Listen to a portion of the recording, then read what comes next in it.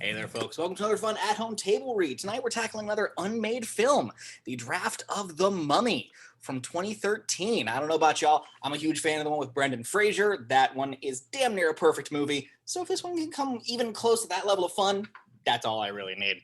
All right, well, running through our cast tonight, let's introduce ourselves. Hello, I'm George, and I'll be doing the action description tonight. I am Tyler, and I'm playing myself. I'm Angi, I'm reading Jenny. I'm Logan, I'm going to be reading Forster. Hi, I'm Anne. I will be reading for Lorenzo and also the Mummy. Hi, I'm Mary, and I'll be reading for Professor Sheppard. All right, well, George, take us away. Okay. Fade in. Exterior, Persian Gulf, night. An offshore oil refinery belches flame like some hellish fortress.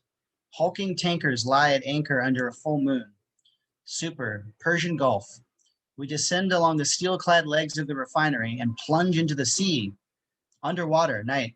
A strange undersea world of anchor chains, pilings, and pipes, lit by firelight and moonlight. A compact submarine cruises into view, hugging the sea floor. Interior submarine in motion. A stripped-down vessel purpose-built for this mission. A squad of 8 Navy SEALs sits inside. They wear dry suits, bulky scuba gear, and hold dive helmets in their laps. Tyler Colt, 35, looks them over. A natural-born soldier. The more dangerous the situation is, the cooler he gets. Right now, he's completely at ease. His calm steadies the men. A SEAL named Vale pilots the sub. The other SEALs ride behind Tyler. Hackett, Carver, Barrows, Weiss, Munroe, Gomez. The electric sub is nearly silent. Exterior sounds echo through the hull, rumbling motors, metallic booms and groans. The SEALs exchange looks at the hellish noises. Oh yeah, this is safer than a helicopter. Special Warfare's been dying to try this, but nobody's saying it's safe. So why'd you volunteer? Tyler flashes a cowboy grin. Because it's never been done. Go big or go home, right? An undersea oil pipeline looms out of the dark. No going home now. Suit up! The SEALs pull on their dive helmets. Exterior, underwater, oil pipeline, night. The 48-inch pipe runs level across the uneven sea floor. The sub noses underneath the pipeline where it crosses a ravine. A docking port on top of the submarine mates with the pipe. Interior submarine. With a splatter of water, Tyler opens a topside hatch, revealing the bottom of the oil pipeline. He plants a specialized gun against the pipe and fires. A pressure gauge punches through the metal. Pressure gauge in. Flood it! Vale pulls a lever. The submarine floods to the top, leading the SEALs underwater inside. Pumps bring the pressure up. Pressure match? He moves aside. Hackett fires up an underwater cutting torch, cuts a large circular section out of the bottom of the pipe. In the hole in the pipe, a rippling surface, the oil-water interface. Oil flowing over the heavier water in the sub. Look at that. Tyler reaches up into the oil. His glove comes back stained black, dark beads of oil floating up. Surreal. Here we go.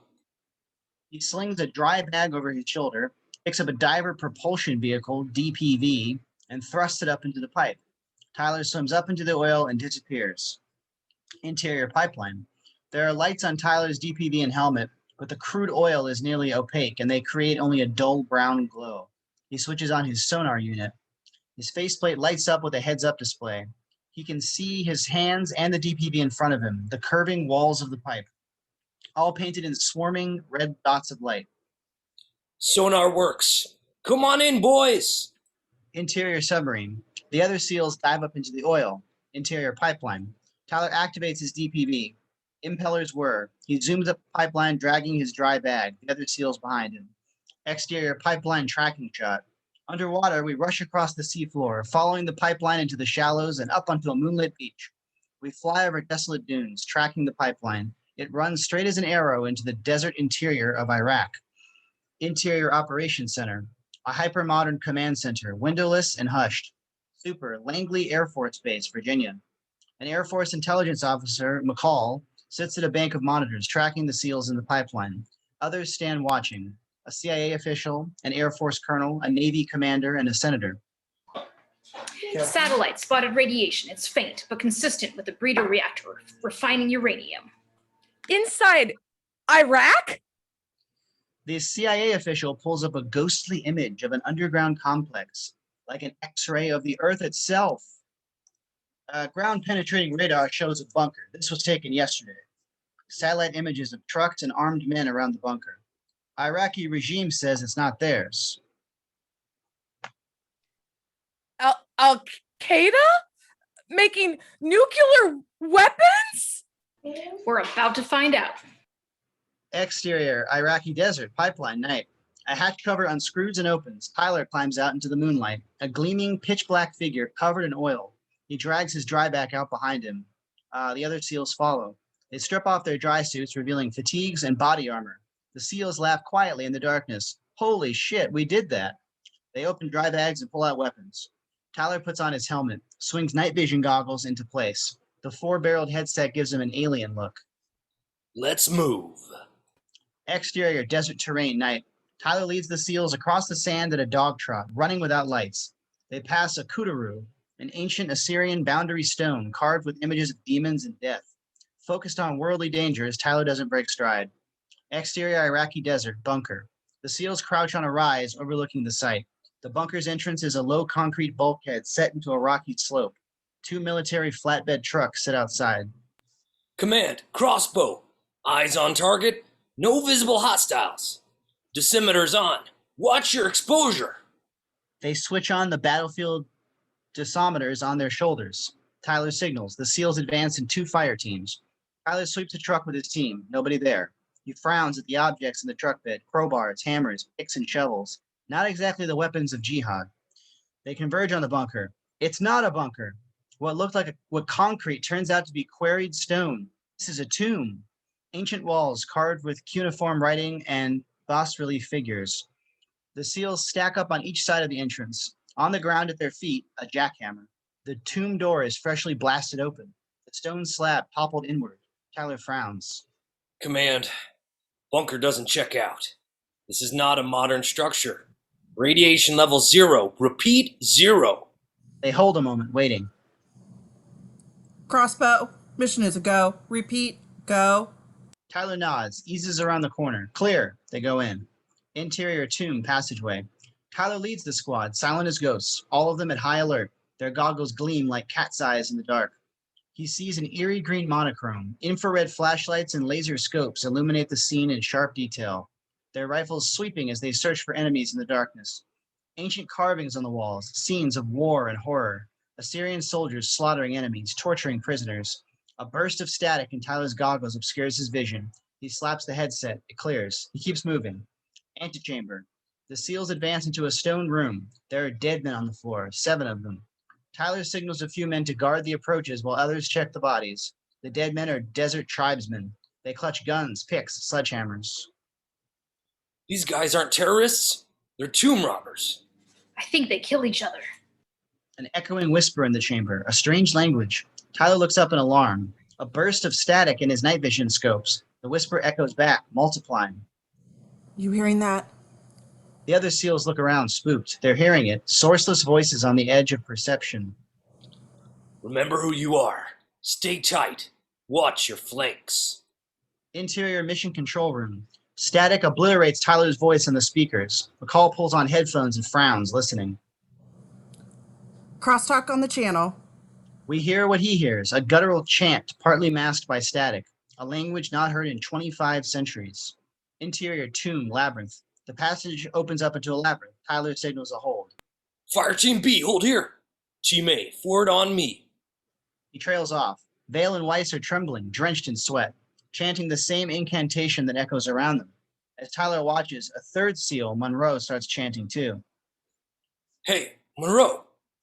He flips up Munroe's night vision goggles. Munroe's face is slick with sweat, eyes rolled back, deep in a trance. In unison, the spellbound SEALs raise their guns and start shooting. Chaos, screams, and shots in the dark. Tyler ducks. Carver drops to the floor beside him, hit. Carver! He drags Carver around a corner, kneels over him. Carver is dead. A bullet hole in his forehead, empty eyes staring. Hold your fire! Stand down! He looks into the dark, muzzle flashes, chaotic movement. Behind him, Carver gets up. Tyler turns astonished. Carver?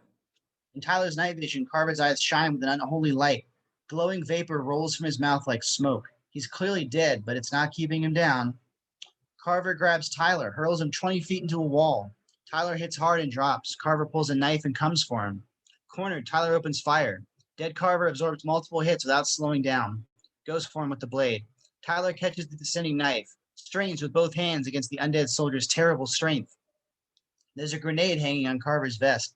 Tyler pulls the pin, drives Carver back with both feet and runs for his life. Boom! The explosion engulfs Carver and knocks Tyler flying. Carver's body burns like a torch, supernaturally flammable. Interior, mission control room. The officials listen to the chaos and consternation. Oh, what's happening? McCall! McCall sits trembling in his headphones, sweat dripping down his face. He mutters under his breath in a dead language. Interior tomb labyrinth. Tyler fights a retreating battle through the maze, firing at 2 undead seals who pursue him relentlessly. Fall back to the entrance! Antechamber. Barrows, battered and bloody, staggers in alone, hisses. Lieutenant! Anybody! A rustle. All around Barrows, the dead tomb robbers rise to their feet, their eyes shining, mouths smoking luminously.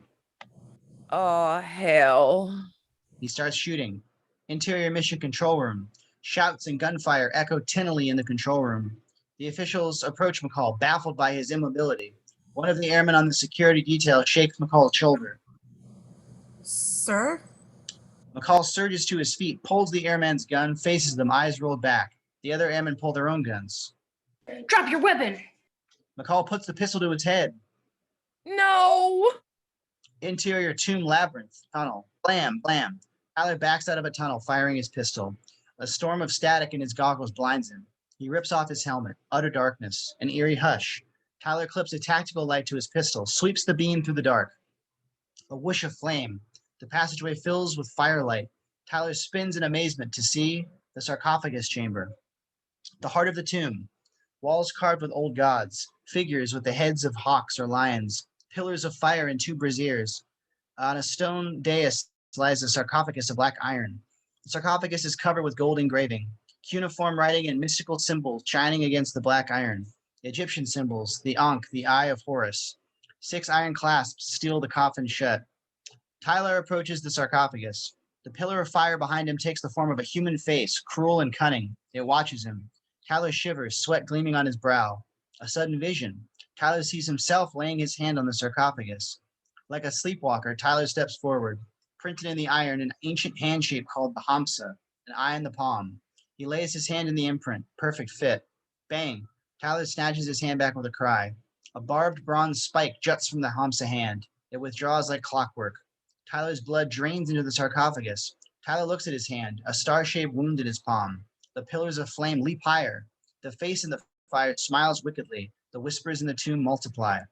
A vision. Tyler sees himself turning clasps, opening the sarcophagus. Tyler shakes the vision off, trembling. He steps close to the sarcophagus, reaches for an iron clasp with his right hand. No! With his left hand, he pulls his right hand back, digs his thumb into his wounded palm. He screams. He clears his head.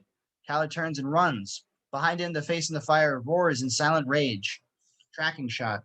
We track Tyler as he runs, burning flare in his hand. A rumble. The whole tomb shudders. Dust falls. An undead tomb robber lurches out of the dark with a pickaxe. Tyler jumps off the wall, sails over the tomb robber's head. The dead robber spins to face him. He stabs it with his flare. It ignites, burning with unnatural heat, and falls. Tyler runs. The walls buckle and crack. Exterior tomb, night. Tyler dives out as the tomb entrance collapses behind him. A cloud of dust billows over him. The dust takes the shape of a clawing hand as if to drag him back underground, but the dust blows away. Tyler lies gasping under the stars, the sole survivor. Fade to black. Super, 2 years later. Exterior truck stop, day. A major outpost for long-haul truckers. A big rig pulls in and stops at the diesel pumps. Tyler gets out. He's wearing a dirty denim jacket, shaggy hair, 10-day stubble. Gone is the cocky can-do attitude of the Navy SEAL. He looks hunted and wary, a stray dog. Interior truck stop diner. Tyler sits hunched at the counter over steak and eggs. He rubs at the palm of his right hand. The star-shaped scar left by the sarcophagus. He's having trouble keeping his eyes open. Can I get some more coffee? The kindly old waiter behind the counter obliges him. Long piece of road? It never ends. He props his head on his hand, haunted, staring into the cup. The coffee swirls hypnotically, darkening, black as ink. Exterior, Assyrian battlefield day. A walled city burns. Siege towers toppled against its walls. Armies have been broken here. Frenzied horses drag shattered chariots. Fallen warriors and weapons litter the ground. We move through this hell in a POV shot, staggering, erratic. We look down and see a powerfully muscled body ornamented with gold and pierced with many black arrows. Interior palace, night. POV shot. We lie on a bed as women pull arrows from our wounds. So many. In the distance, shouting multitudes. Interior temple. POV. We lie on a slab of stone. Around us, Egyptian priests, bald and robed in linen, wrap us in black tarred bandages. We look to the side. The iron sarcophagus lies waiting. We look up. A priest uses a polished copper pot to pour smoking hot bitumen down on our body. The pot drifts upward. When it is directly overhead, we see a reflection, our face. It's the face of Ashurbanipal, king of Assyria, battle-scarred and cruel, taut with agony and resolve. This is the face we saw in the fire down in the tomb. The kettle tips, hot tar pours down, a howl of agony. Interior truck stop diner, day.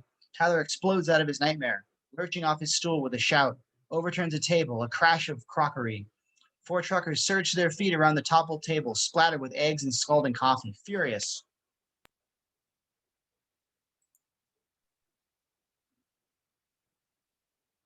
God damn, tweaker. He grabs a fistful of Tyler's jacket. Tyler raises his hand, still getting his bearings. Sorry, You just crossed the line. He throws a punch. Tyler slaps it aside. Easy, I'll pay for it. His lack of fear enrages them. Damn right you will. They all come for him at once. Tyler takes them apart. They grab him. He catches them in wrist locks. They swing. He blocks hard and counterpunches like a wrecking ball. The first trucker goes down. The next one snaps open a folding knife. Tyler takes it away, throws it across the room, burying the point in the "We aim to please" sign. Behind the counter, the waiter stands frozen with a phone to his ear, staring at the action in disbelief.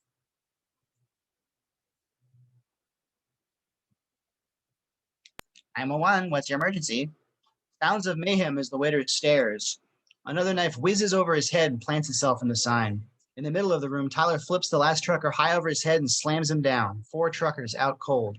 A hush. Tyler looks around sheepishly at the stunned room. Sorry. Exterior truck stop parking lot moments later. Tyler walks across the parking lot, inspecting his knuckles. He opens the door of his truck. As he swings up into the cab, a police car behind him squawks its siren. Tyler sighs. Interior sheriff's office, day. Tyler sits beside the sheriff's desk, handcuffed. Waiter and a couple of customers say you weren't the bad guy. We're dropping the assault charges. Thank you, sir. But then there's this matter. He hoists a heavy duffel bag off the floor, starts pulling weapons out of it, pistols, sawed-off shotgun, a Bowie knife. Got permits for these? Got a warrant to search my truck? The sheriff shakes his head sourly, taps at his computer.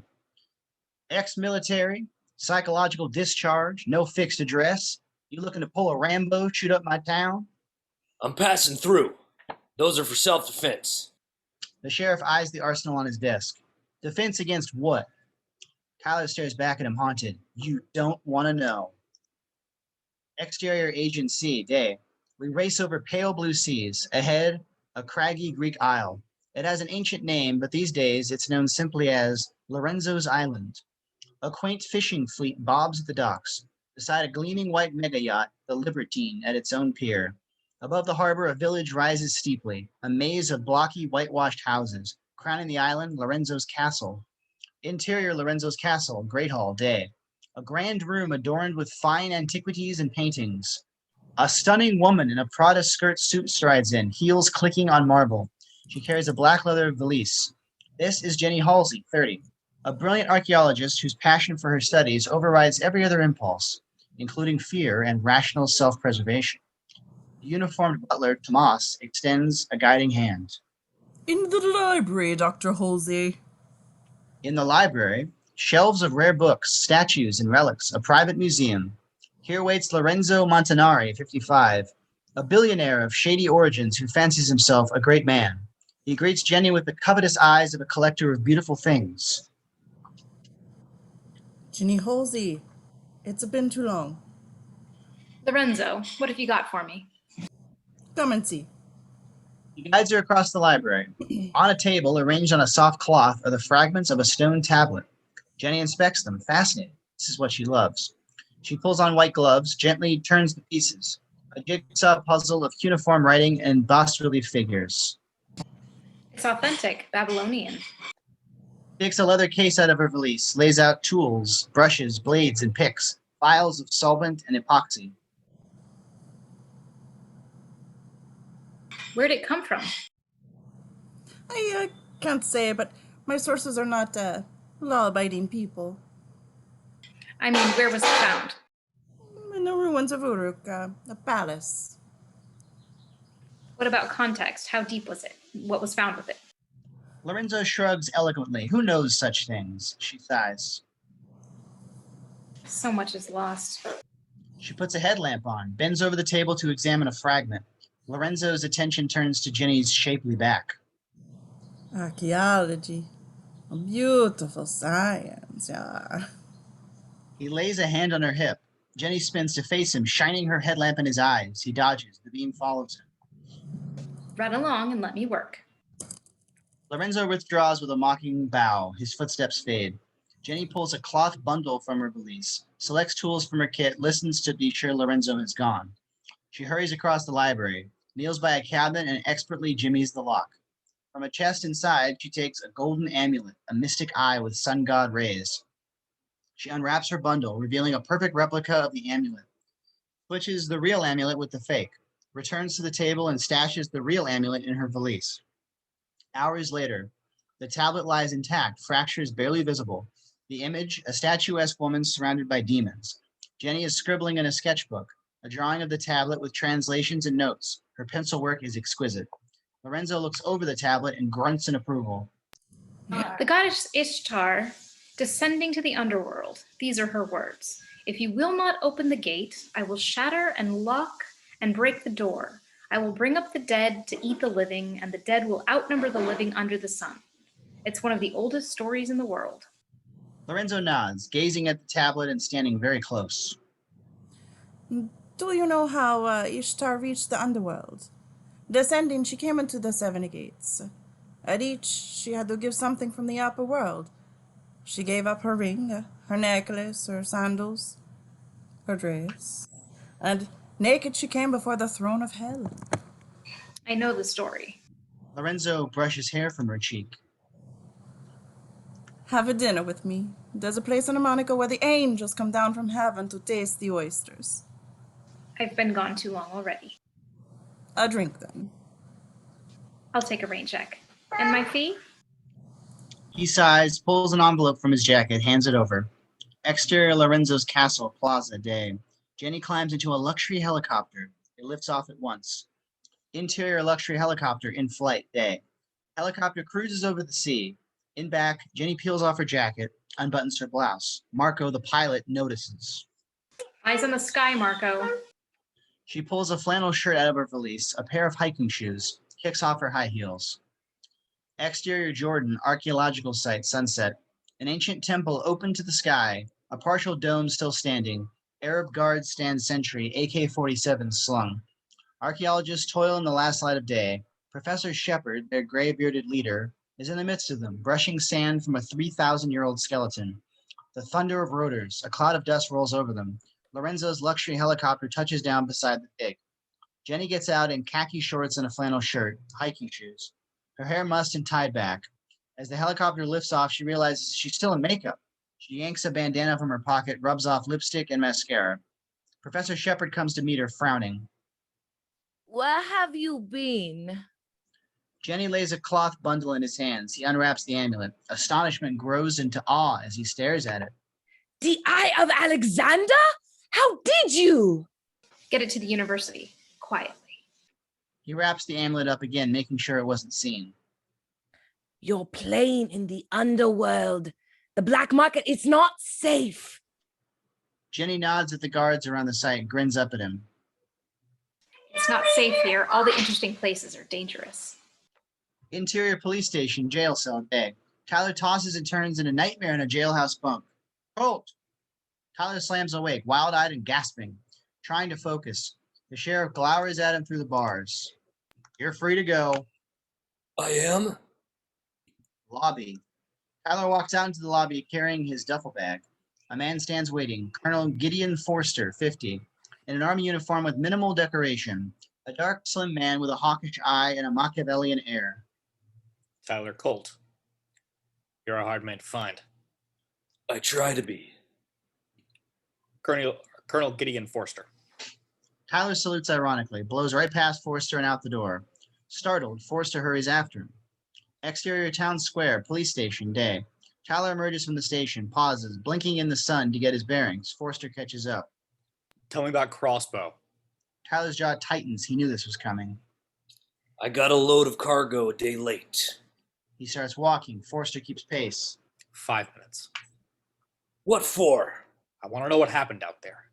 Tyler turns on him furiously. My men died and I lived. That's what happened.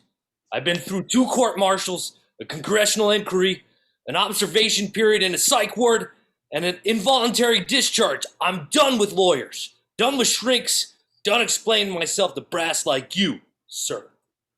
He walks on, but Forster stays with him, keeps at him. They said you snapped, murdered your own men. But your controller back at Langley, McCall, he broke too. Nobody could see how to pin that on you. So they buried your case with the MIA units, lost aircraft, friendly fire incidents, the embarrassments. It took me a year of digging to lay hands on your file. But I read it. I've been looking for you ever since. Why? Because I believe you. Tyler's look betrays him. Nobody said that in 2 years. Interior bar, day. Tyler and Forster sit in a booth, working pints of beer. I work with the secret division of the Defense Department. Special Weapons Group. We do exotic warfare, neuroweapons, psyops. I specialize in a class of weapons we call energetic artifacts, objects with strange properties, power to affect the body or mind. The Pentagon's got a black magic division? Forster scowls at that language. He lays a tablet computer on the table, pulls up satellite images, radiation scans. This is the bunker you raided. It wasn't a bunker. It was a tomb. I know. As far back as our satellite data goes, it's been dark. The radiation signature you were chasing came out of nowhere the day the robbers broke into the tomb. 24 hours later, it spiked again when you went in. Then it just faded away. The energy source was reacting to intruders. Uranium doesn't do that. There's an artifact in there. Tyler looks at him warily, mystified. Okay. Look, the Special Weapons Group has begun to collect and study such artifacts. I have an Aztec scepter that can strike a man blind without touching him. An old German ring that lets a man pass unnoticed through crowds. Things with real war-fighting potential. The sarcophagus you described could be the most powerful artifact ever found. I want it. I'm taking a team in to retrieve it, and I want you with me. Tyler looks at him like he's insane, slides out of the booth. I lost 7 men. I almost died. You don't want me anywhere near you. You're the only one who's gone in and come out again. You know the layout, position of the artifact. You felt its power and resisted it. Tyler leans over him angrily. There's something in that box. It wants out. Leave it in the ground. He turns to go. Forster's hand whips out, grabs Tyler's arm. How are you sleeping? Tyler pulls away, but Forster hangs on, surprisingly strong. Nightmare's getting worse, eh? Can't sleep. Can't hold down a job. I'm fine. He rips his arm free, but Forster holds his gaze. I've seen it before, Tyler. The imprint of the artifact. What they used to call a curse. If I can study the artifact, I can set you free. Give you your life back. Tyler stares at him, torn, almost trembling. He husks. I'm fine. His harrowed look gives the lie to his words. He turns away. Exterior mountain highway, day.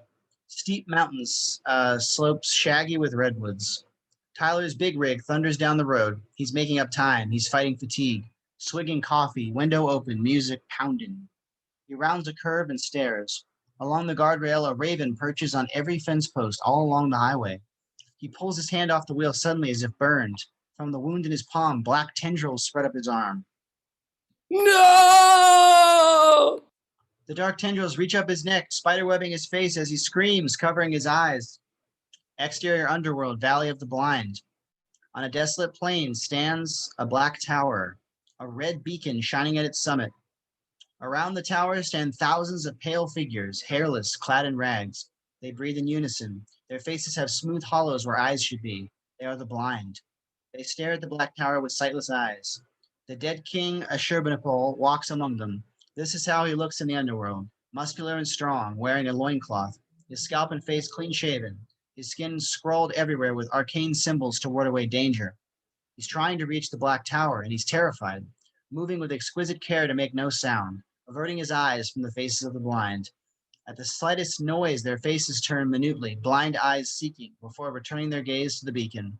A hellish insect lands on the dead king's back. It bites deep. A cry of agony escapes him before he can stifle it. Around him, the rhythmic breathing stops. As one, the blind turn toward him. He spins away, but they're all facing him now. He looks one in the face. No! No! The faces of the blind tear open into gaping, demonic mouths. They come for him, pale hands reaching. Interior big rig day. Tyler slams awake behind the wheel, doing 80 miles an hour into oncoming traffic. Another big rig coming straight at him. He swerves, just missing the other truck. The road takes a tight left, a sheer drop beyond the guardrail. Tyler hits the brakes, wrenches at the wheel, grinds the big rig along the guardrail, throwing sparks. Too fast. The rear wheels jump the rail. The trailer tips. Tyler works the wheel and throttle, trying to drag it back. No use. The trailer separates and tumbles over the edge. The rig rolls onto its side, grinds to a stop on the brink. Tyler climbs atop his overturned rig, watching the trailer roll slowly down the mountain, strewing cargo crates. He sighs heavily, jumps down to the roadway. Unbalanced, the big rig teeters with a groan of metal. Tyler clutches at the tires, trying in vain to hold it back. No! No! The rig tumbles down the mountain after the trailer. Hours later, the sun sets over the mountains. Tyler sits on the cliff's edge, staring into the abyss. A hawk screams. He pulls out his phone and dials. Forster answers. Tyler? Can you really help me? Desperation in his voice. He's a man on the brink. Exterior Jordan, archaeological site, sunset. Jenny kneels in a trench with a brush. She's exhuming an old skull, a corroded bronze spearhead still lodged its eye socket. A phone rings in her pocket. She answered. Dr. Jennifer Halsey? Yes? Interior field tent, sunset. A heavy-duty canvas tent filled with shelves and work tables. Jenny hastily packs a bag with tools and supplies. Professor Sheppard looks on, brow furrowed with disapproval. Who's the client now? Some mobster? The Pentagon, actually. What do they have to do with you? You don't even know, do you? One of these days, your confidence will get you killed. I know what I'm doing. You're smart, but you lack reverence. This work is a sacred trust. We trade in swords and crowns, gods and demons, powers that raised armies and toppled empires. The stone god you dig up may not be your gods, but the mysteries they stand are real. Respect them. Jenny studies him, puzzled and amused. She doesn't get it. I've got a plane to catch. Exterior Ramstein Air Base, Germany, day. From this base, America projects air power to the Middle East. The runways rumble with fighter jets and cargo planes. Super Ramstein Air Force Base, Germany. Jenny debarks from an American military transport plane. Forster greets her at the foot of the ramp. Dr. Halsey. Colonel Gideon Forster, Department of Defense. On the runway, Forster walks with Jenny toward a complex of hangars. You want me to help you plunder a burial site? Look, we're extracting an artifact of military value. I need you to learn everything you can about it. Age, culture of origin, associated names or entities. Colonel, I don't know where you got my name, but this is not what I do. Forster turns on her, his demeanor hardening. I know exactly what you do, Dr. Halsey. I have a file documenting your dealings with dozens of gangsters, smugglers, and black marketeers who will pay you handsomely for God knows what service. Jenny stares at him in astonishment, caught flat-footed. I can pay your usual fee and be one more client you don't talk about. Or I can send my file to Interpol. He lets the threat hang in the air. She studies him a beat. Twice my usual fee. Interior hangar day. A huge vacant space. At a folding table, Tyler studies a map of Iraq. He looks up as Forster leads Jenny in. We need to get in and out fast, or we'll catch more heat than we can handle. Tyler, Jennifer Halsey, expert on the ancient Near East. Tyler Colt. Tyler clocks Jenny and dismisses her, a decorative civilian. What are my assets, apart from her? Jenny stares at him. Excuse me? 12 specialists out of the Army Corps of Engineers. Tyler nods. Good start. He taps the map. This desert's held by tribal warlords. Even with a fast turnaround, we'll want security, SEALs, Rangers. Forster nods. Done. But Jenny frowns at the map. That's strange. What? Iraq's riddled with ruins, but they're all in river valleys. No one built out here in the open desert. Are we sure? Tyler turns on her in annoyance. If one more person calls me crazy. Forster holds up a forestalling hand. How do we operate inside the tomb? Tyler gets back on task, stares into space, thinking. This thing comes on like voices in your ears. We need countermeasures. Not just ear protection, anti-sound. We want to hear nothing. And no radio links between the men. Everybody wears a hazmat suit. Self-contained air supplies. You're shielded for electromagnetics. Yeah, no weapons. If the voices get to us, we'll turn on each other. Jenny looks at Tyler incredulously. Can other people hear these voices, or is it just you? Tyler glares at Forster, furious. Why is she here?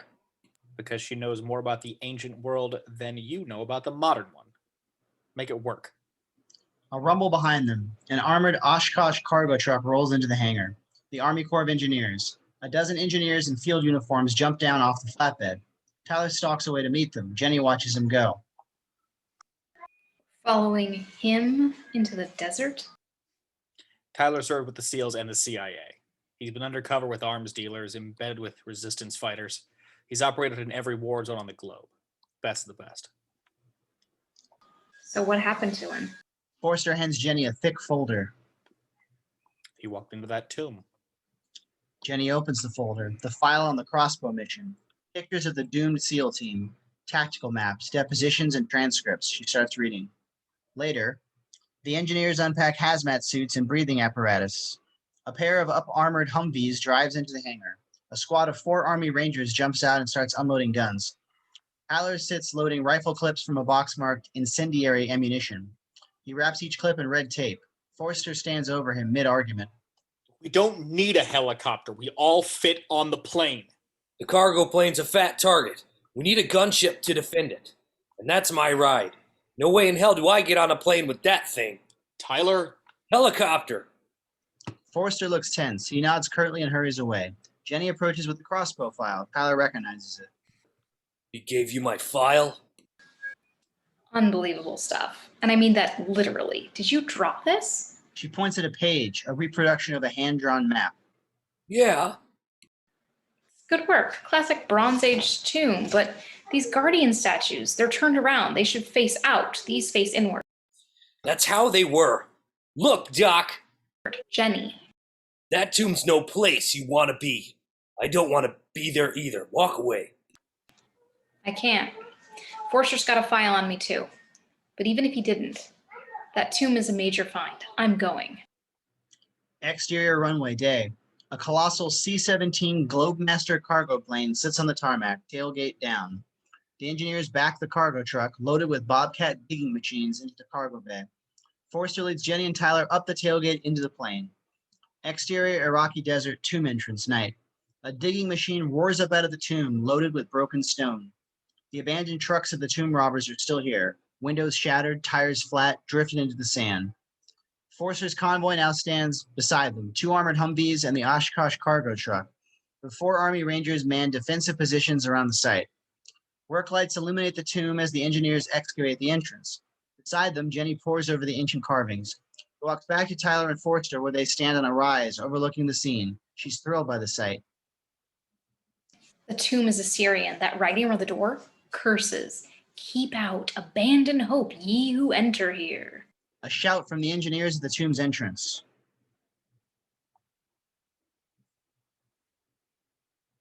We're through! Minutes later, the 12 engineers gather before Tyler, Jenny, and Forster. Everyone wears white hazmat suits with air supplies, headgear under their arms. They carry scientific instruments. Tyler's packing an M79 grenade launcher and a bandolier of grenades, pistol on his hip, submachine gun on his back. His ammo clips are marked with red tape, incendiary rounds. This is some next level badness down that hole. Keep your gloves on. Check your seals. Watch your air supply. You start hearing voices. Walk out. Follow the cable to the surface. Go straight to the medic. He points at the medic beside his gear. Watch each other for the signs. The sweats, the shakes, crazy eye, sudden aggression! That's why nobody's got weapons. You've got weapons. It's not my first rodeo. I'm here to watch your backs. Suit up. The engineers pull on anti-sound headsets and hazmat hoods. Tyler hesitates, staring at the tomb. Forster notices. We have all your precautions in place. We're good. Nothing here is good. He pulls on his headgear. All sound is silenced. A purr of white noise. He leads the team into the tomb, Forster and Jenny right behind him. The engineers bringing up the rear. The last man carries a spool of yellow cable that unrolls behind them. Like astronauts, they follow Tyler into the dark. Interior tomb passageway. Their floodlights bathe the walls in a harsh white glare. We hear as they do, sand crunching underfoot, their breathing, the purr of ventilators. Forster carries a magnometer that detects electric and magnetic flux across all bands. He sweeps the walls with it. Jenny looks around in wonder, steps aside to photograph the walls. The light fades. The unspooling cable bumps against her feet. She's lagged behind. She hurries to catch up. In the antechamber, it's a heroic act for Tyler to enter this chamber. Here his men fell, and the dead rose. But there are no bodies on the ground. The blood on the walls has faded. Tyler frowns. He spots an age-browned skull fragment on the floor. Beside it, an AK-47 engulfed in rust. He picks it up. The gun falls apart in his hand as if 1,000 years have passed. Flashes as Jenny enters, taking pictures. Foster's watching his instruments, his signals, keep moving. In the labyrinth, Tyler leads the team into the maze. One of their floodlights flares and burns out. Moments later, another. An engineer falters, drops his gear, stumbles back the way they came, groping along the yellow cable. At an intersection, Tyler pauses, remembering his way, points out a passage. Forster sweeps with his magnometer. Field readings spike in that direction. He signals the advance. In the sarcophagus chamber, Tyler leads the team in. The bronze braziers are unlit. The gods of ancient Assyria glare down from the walls. The black iron sarcophagus lies on its plinth of stone. Forster stares at his magnometer, readings off the scale. Jenny approaches the sarcophagus, overwhelmed, reads the gold tracery. Agitated, she tears off her headgear. Tyler gives her the signal to put her headgear back on. She ignores it. He pulls off his own hood furiously. You suit up! This is Ashurbanipal, the last great king of Assyria. Great! Put your headgear on. Assyrian text, Egyptian symbols. Hands off the box. Impatiently, Forster signals the engineers to start the extraction, pulls his own headgear off. What's the problem? You're expert. This is the greatest find since King Tut's tomb. We can't just grab the sarcophagus and leave. A ghostly whisper in Old Akkadian. Tyler stiffens. Did you hear that? I feel it. Working on my mind. I've never felt power like this. He sounds daunted. Tyler is trembling. He pulls his pistol, aims it at Jenny, struggling to keep his voice under control. Headgear! Tyler! Tyler points the gun at Forster. He's at the end of his rope. Both of you now! Forster complies. Jenny looks defiant, but obeys. Tyler holsters his gun and suits up, plunging back into silence. The engineers assemble a Kevlar shell around the sarcophagus, attach gas cylinders, flood the shell with argon gas, and then one by one, the team's floodlights burn out, plunging them into utter darkness. A second of terror. Paff! Tyler holds a magnesium flare overhead. In the red glare, he signals the team, go, go. In the labyrinth, Tyler strides through the tunnels, a burning flare in one hand, machine gun in the other, Jenny at his side. Forster follows with the engineers carrying the sarcophagus on their shoulders like pallbearers. A few hold burning flares aloft, like monks in an otherworldly catacomb. Exterior tomb entrance, dawn. The sky is brightening as the team carries the sarcophagus into the open air. Tyler waves them toward the cargo truck. He pulls off his headgear, looks at the engineer sitting with the medic, the one who walked out. He okay? Panic attack. He's all right. Let's move! Exterior Iraqi desert, pre-dawn. The convoy barrels across the desert. The Rangers lead the column in one Humvee. Then the cargo truck, hazmat-suited engineers riding with the sarcophagus. Lastly, the second Humvee, Forster at the wheel, with Tyler riding shotgun and Jenny in back. They've shed their hazmat suits. Tyler has his weapons slung. They pass a boundary stone, a kaduru. Jenny notices. It's one of many marching in a vast ring around the tomb. She swings her camera around to photograph them. Exterior desert hilltop, sunrise. The convoy crests a rise in the desert. Below on a salt flat, a C-17 Globemaster cargo plane sits beside a Blackhawk. Interior Tyler's Humvee in motion, day. The convoy speeds toward the waiting aircraft. The Blackhawk's motor is turning. The C-17's engines rumble. The plane's ramp is down, its cargo hold an empty cavern. It'd be best for the team if you stay with the package. I'm not flying with that. Kablam! An explosion flips the lead Humvee into the air. It lands on its roof on fire, scratched one squad of Army Rangers. A second blast destroys the cab of the cargo truck, crippling the truck. It grinds to a halt 20 yards from the plane. Warlords! 4 technicals roaring across the salt flat. Pickup trucks with heavy machine guns mounted in back. Tribal warriors with AK-47s and RPGs ride 5 to a truck. An RPG just misses their Humvee and blows up the Blackhawk. The helicopter dissolves into flames. Jenny screams. Tyler stares at the wreckage in dismay. There goes his ride. Bullets ricochet around them. Tyler takes command by reflex. He grabs Jenny's arm. His focus cuts through her terror. Get out and stay low. When I start shooting, run to the truck. They're gonna have to load the sarcophagus by hand. You're in charge. She nods, white-faced, gets out. Tyler stands up into the gun turret, swings the saw around, bangs on the roof. Drive! Drive! He starts shooting. Jenny runs. Foster sets his jaw and puts the pedal down. The Humvee leaps forward. Tyler fires in long bursts, swinging the gun from one target to another. At the cargo truck, Jenny arrives at a run. The hazmat-suited engineers are huddled in panic, a few of them peeling off their headgear. In combat sign language, she orders them to keep their gear on and lift the sarcophagus. She gets them moving. On the salt flat, Tyler and Forster play defense, daring to cut off the tribal warriors' trucks as they approach. Tyler fires his grenade launcher, rolling an enemy truck. He looks back. The engineers lug the coffin toward the plane. Tell them take off as soon as it's aboard. What about us? Tell them leave the ramp down. At the C-17, Jenny leads the engineers up the ramp with the sarcophagus. The C-17 lumbers into motion, engines howling. Jenny looks around in confusion. Tyler and Forster aren't on board yet. Wait! In the Humvee, Tyler empties his grenade launcher, drops it, switches to the turret gun. An RPG whistles past, too close. Time to go. Forster slews the Humvee around, chasing the C-17. They blow out a rear tire, losing precious speed. A fuel can on the exterior catches fire. Tyler blasts away with the turret gun. The C-17's nose comes off the ground, takeoff speed. Tyler ducks inside as the Humvee charges through the wash of the giant engines. It slams up the ramp, bullet riddled and burning, an instant before the ramp lifts off the ground. The engine wash rolls the pursuing trucks off their tires. They tumble across the salt flat as the C-17 climbs away. Interior C-17 cargo bay, continuous. The burning Humvee skids to a stop in the cargo bay.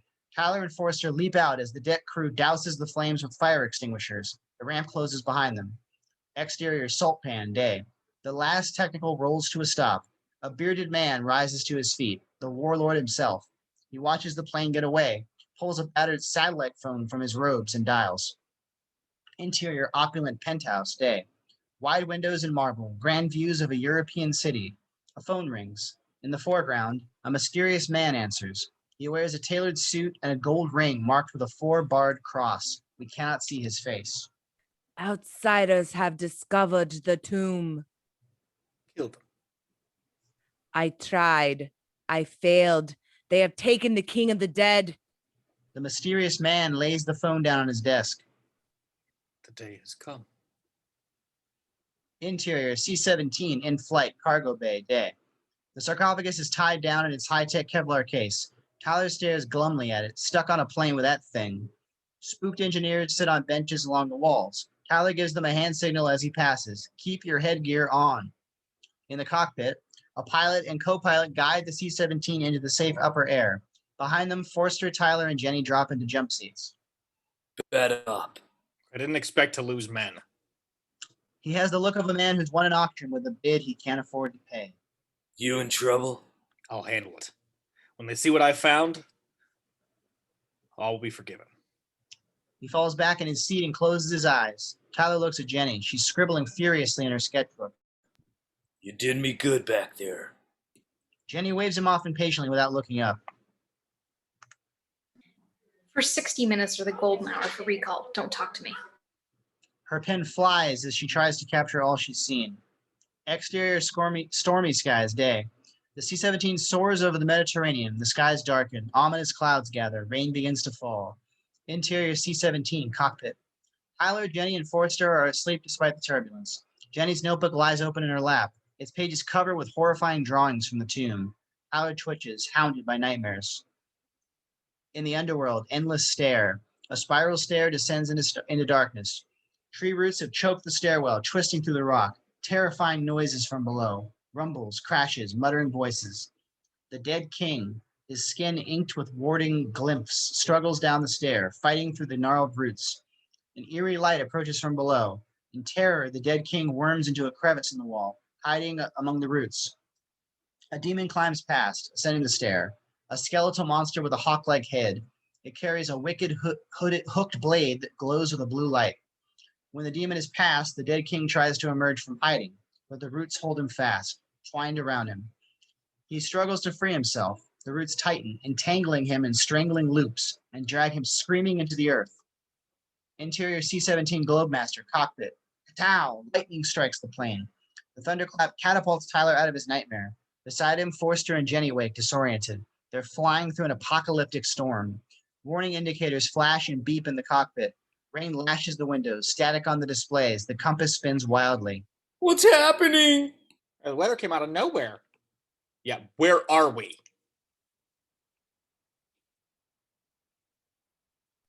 Hard to say.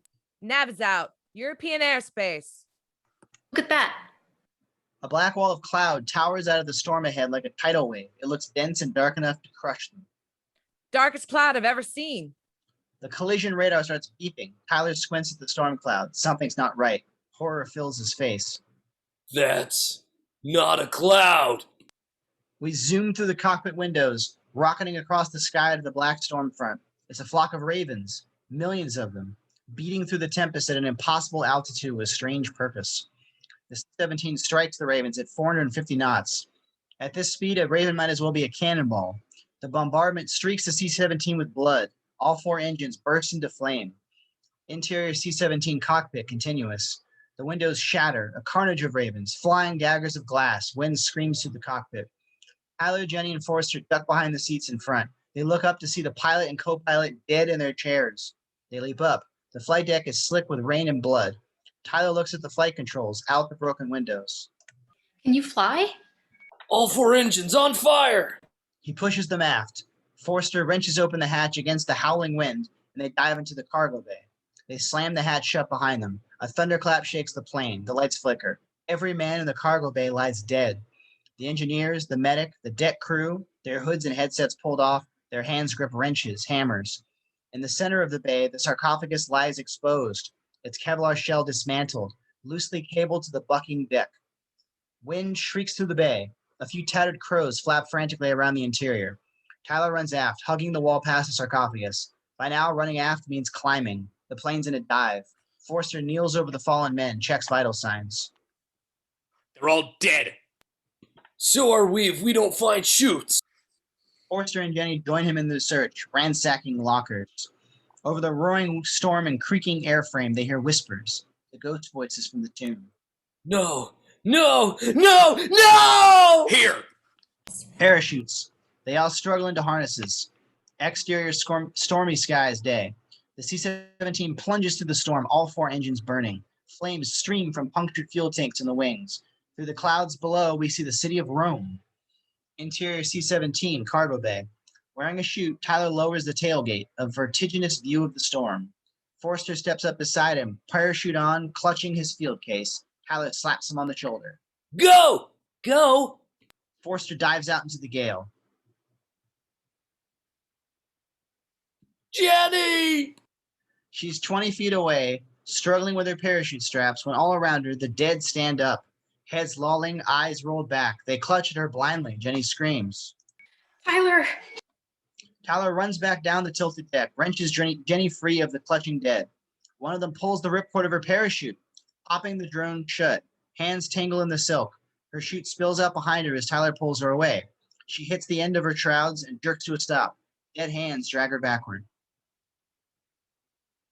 Help me! Tyler rips off her harness, drags her to the open tailgate. I don't have a chute. I know. He hurls her out of the plane, fires a burning bullet into a dead man whose clutching hands are inches away, jumps out into the storm as the dead man burns like a torch behind him. Exterior freefall continuous. Jenny tumbles to the storm in freefall screaming. Tyler dives to her, grabs her midair. Hold on! They lock arms and legs around each other. He pops his chute. Exterior room, day. The C-17 plunges out of the dark sky like a dying dragon, trailing flame, raking over the rooftops in eerie silence. It shears the steeple off a church, topples a marble spire, losing a wing, plunges into an ancient abbey. The engines break free and tumble on separate paths of ruin. Flames boil. All of smoke adds its darkness to the storm. Among the clouds, Forster, descending by parachute, watches the calamity on the ground. He spots Tyler's parachute below him, pulls on his shrouds, banking through the storm winds. Exterior apartment building, rooftop. Tyler and Jenny, sharing one parachute, descend fast onto the roof. Tyler lets her go. She tumbles across the rooftop. Lightened, Tyler is dragged across the roof. He fights to get out of his harness before he goes over the edge. At the last instant, he gets free. The parachute flaps away like a ghost. He stands in the rain, looking at the column of smoke boiling up from the crash site half a mile away. Furious. He can't believe he went along with this. He knew better. Jenny joins him at the roof's edge. He turns to her, and she begins to pummel him with her fists. You threw me out of the plane. It was on fire. You threw me out of a plane. Tyler fends off her blows, pulls her in. You're okay. You're on the ground. You're safe. Jenny stops punching, stares at him, breathing hard. She's just seen the impossible, and her mind's in rebellion. Was that the storm? Dead men? Maybe they weren't dead. Their vital signs were just... You know what you saw. Forster descends expertly onto the roof behind them, cuts his chute loose. He joins them, staring at the pillar of smoke. That thing kills whoever gets close. And we just dropped it in the middle of Rome. Exterior Rome, crash site day. Wreckage strewn across hundreds of yards, flames gutter in the shattered fuselage, in crushed houses and cars. An old man in a worn suit lies pinned under fallen masonry. Help me, please. A clatter. A stone slab shifts beside him. Another survivor. The old man wrenches at the slab with frail hands. Push, I will help you. He strains with all of his strength. The slab topples aside. An arm reaches out, black and withered like a burn victim. Mother of God. He claws at the rubble, moving stones. Out of the wreckage crawls the mummy. Skin black as tar, body wasted to the bone. It rises to its feet, gaunt and terrible. A fantastic lightning display shreds the sky behind it. Broken tubes of bronze jet from the mummy's throat, wrists, and chest. Jagged pipes of ancient forging. A flash of pale teeth in its slitted mouth. Black eyes glitter. My God. My God. Thunder crashes. The mummy bends over the old man with sinister purpose. The old man recoils.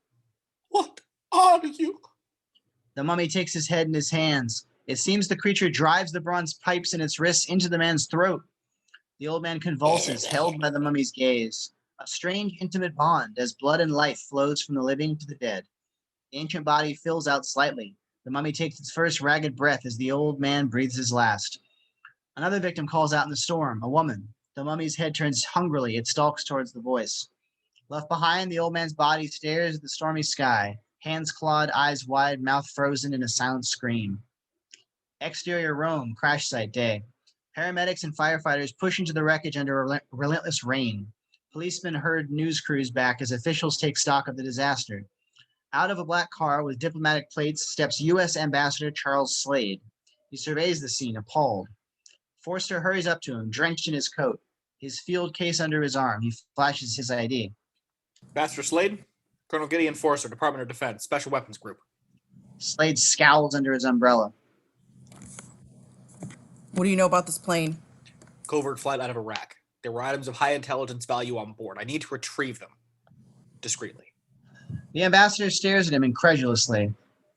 We've got half the police in Rome on top of us. And the media. And if they find what was on that plane, it'll be a national scandal. You'll end up working in a war zone at the ass end of Africa. So give me some cover and let me clean this up. The ambassador cedes impotently and gives in. He nods. At the edge of the wreckage, Tyler and Jenny stand in the rain, staring at the debris field. Tyler broods on the destruction, anger in his voice. This thing's had its hooks in me since I found it. I wanted to end it, but it just gets worse. Jenny looks at him, moved. Before she can speak, Forster appears, passes them clip-on ID badges from his field case. If anyone asks, you're part of the American investigation. Don't let anyone ask. Exterior, deserted shop, day. An empty shop at the edge of the crash site. A U.S. Embassy Marine guards the door. Forster leads Tyler and Jenny inside. Interior, deserted shop, day.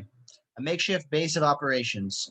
Forster unpacks his field case, setting up a satellite phone and comm terminal. He looks edgy, barely keeping it together. It bought us a few hours. Special Weapons Group has no assets in this region. We're on our own. Look, I need you to do whatever an Assyrian priest would do to protect us from a curse. Sorcery affecting the mind. Jenny looks from Forster to Tyler and back. Are you serious? The artifact's power is real. It's reasonable to imagine the countermeasures of the time have potency. I study ancient mysticism. I don't practice it. Humor me. Jenny stares, but he's not letting her off the hook. Okay, take off your shirts. Exterior Jordan, archaeological site, day.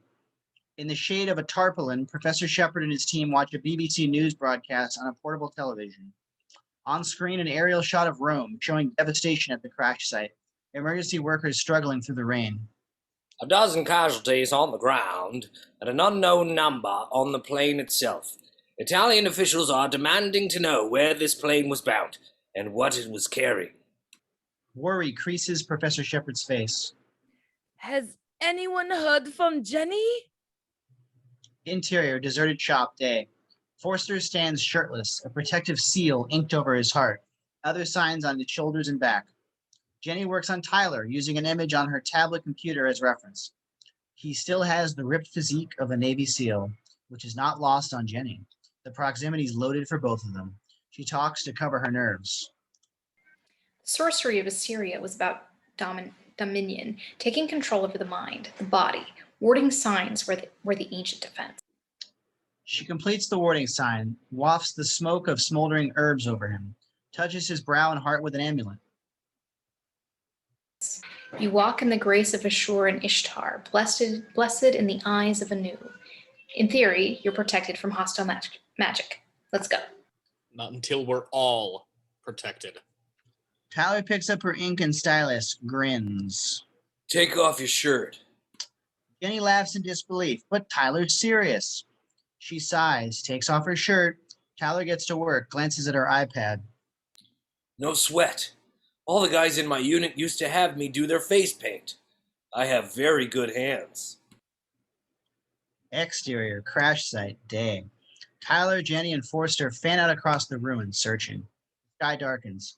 Rainwater runs in torrents through the debris. Sirens and shouting voices swallowed by the wind. In the center of the field, Tyler stands alone. He pivots, measuring angles, the trail from the impact point, the paths of the tumbling engines, the fragments of the fuselage. We see flashes of the crashing plane as he games out the impact in his mind's eye. A severed wing rakes overhead. A howling engine tumbles past him. Sarcophagus cannons through the air like a missile. Tyler turns. It must be this way. He skirts a burning mass of crumpled fuselage, steps through a doorway in a freestanding wall. On the far side, only rubble. The search seems hopeless. Sound, the cawing of crows. He looks up. The roof of the abbey is covered with ravens. Tyler prowls forward nervously. Beside the shattered abbey, he stops and crouches, picks up a fragment of black iron, a piece of the sarcophagus. The abbey's wine cellar has been laid open by the crash. He peers down into the dark. His hand strays to his gun. Jenny appears beside him, making him jump. What do you see? He passes her the fragment of engraved iron. Oh no. Tyler throws Forster a hand signal across the field. Here. He pulls out a tactical flashlight, shines it into the pit. We can climb down if we're careful. There's handholds. Jenny leaps into the crypt. Tyler blinks. Okay.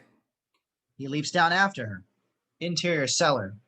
The sarcophagus, having blasted through the ancient wall, lies shattered in the wreckage of wine casks and masonry. Tyler lifts his tactical light, a hand on his gun. He sweeps the shadows and corners, braced for some dark manifestation. Jenny kneels in the rubble with her own flashlight. She finds fragments of engraved black iron, lays them out. Forster climbs down behind them. You feeling anything? Whispers? Forster shakes his head. And maybe it's over. Break the artifact, break the spell. It was never the box. It was the thing inside. Ash Ashen Pernball. If his remains are here, they won't be hard to find. He'd be buried in gold and jewels. No gold. They shaved off his beard and hair and sealed him in hot tar. Jenny's head comes around sharply. How could you know that? I dreamed it. Scream makes Tyler spin. It came from up above. Stay with her! He rockets up out of the cellar, leaping from wall to wall with startling athleticism, and disappears into the rain. Exterior ruined abbey day. Around the corner from the open cellar, a knot of policemen and medics stand huddled in the downpour. Tyler joins them. They've found the mummy's first victim, the old man, his alabaster pale face set in a rictus of terror. 20 paces away, more police cluster around a dead woman. She too has bloodless white skin, frozen in a silent scream. Forster appears beside Tyler, taking in the ghastly scene. Tyler looks at him, shaken. This was him. You don't know that. What then? Natural causes? They're just really scared of plane crashes? This thing in the box is out! You left Jenny alone! Interior cellar day. Jenny has laid out the major fragments of the sarcophagus. She studies the engravings, poring over the text. In the drainage tunnel behind her, movement. The mummy peers out of the darkness, a skeletal ghoul with broken pipes jutting from its wrists, neck, and chest. It creeps closer. Jenny, oblivious to its presence, begins to read aloud in ancient Akkadian, frightened by what she's reading. The mummy freezes in astonishment, cocks its head and stares at her with slitted eyes, listening. Tyler crashes down into the cellar, making Jenny gasp. He pulls his pistol and flashlight, sweeps the cellar. What are you doing? Tyler shines his light into the tunnel. The mummy is gone. You see anything strange? Yes, the Assyrians wrapped their dead in shrouds, but they didn't embalm them like the Egyptians. But look. She turns over a large fragment of the sarcophagus lid, which would have covered the head and torso of its occupant. Molded to fit the body, the lid is veined with tubes and reservoirs of bronze. Some of the tubes, broken off, plunge into the space the corpse would have occupied. This intricate mechanism, reservoirs for some sort of fluid, pipes designed to penetrate the body. Blood of dreams, blood of night, blood of returning. One of the pipes runs to a clockwork apparatus on the sarcophagus lid. She works it with her hand, and a barbed needle juts from a handprint on the lid. Blood of the chosen. Tyler looks at the scar on his palm, closes his fist over it. This is sorcery to raise the dead. We fly past Tyler and plunge into the dark drainage tunnel. Underground pipes continuous. We race through ancient drainways, across a flooded cistern, up a vertical drain through a splatter of falling water. The mummy is climbing the drain, the jagged pipes in its wrists leaving scratches on the stones. Exterior alleyway, dusk. Night is falling. A pelting rain beats the cobblestones. An iron grate breaks free from its cemented moorings. The mummy climbs out into the twilight, rises to its full height, a gaunt black figure in the shreds of its burial wrappings. It walks to the mouth of the alley and looks at Rome. Interior Forster's base. Alone in his abandoned shop, Forster paces restlessly, circling his comm terminal like he's afraid to look at it. Colonel Forster! Forster jumps at the sound. Slade steps inside, shaking rain from his umbrella. Outside, 4 Marines stand guard. Ambassador. He's forcing his usual confident tone, but there's a crack in it. Ambassador Slade has blood in his eye. I tracked down your special weapons group, which I'd never heard of, by the way. Got your supervisor. You know what he told me? There is no mission to Iraq. Nobody knows you're here. You're off the reservation. You're single-handedly responsible for that nightmare out there. Yes. I am. He sounds like a man before a firing squad.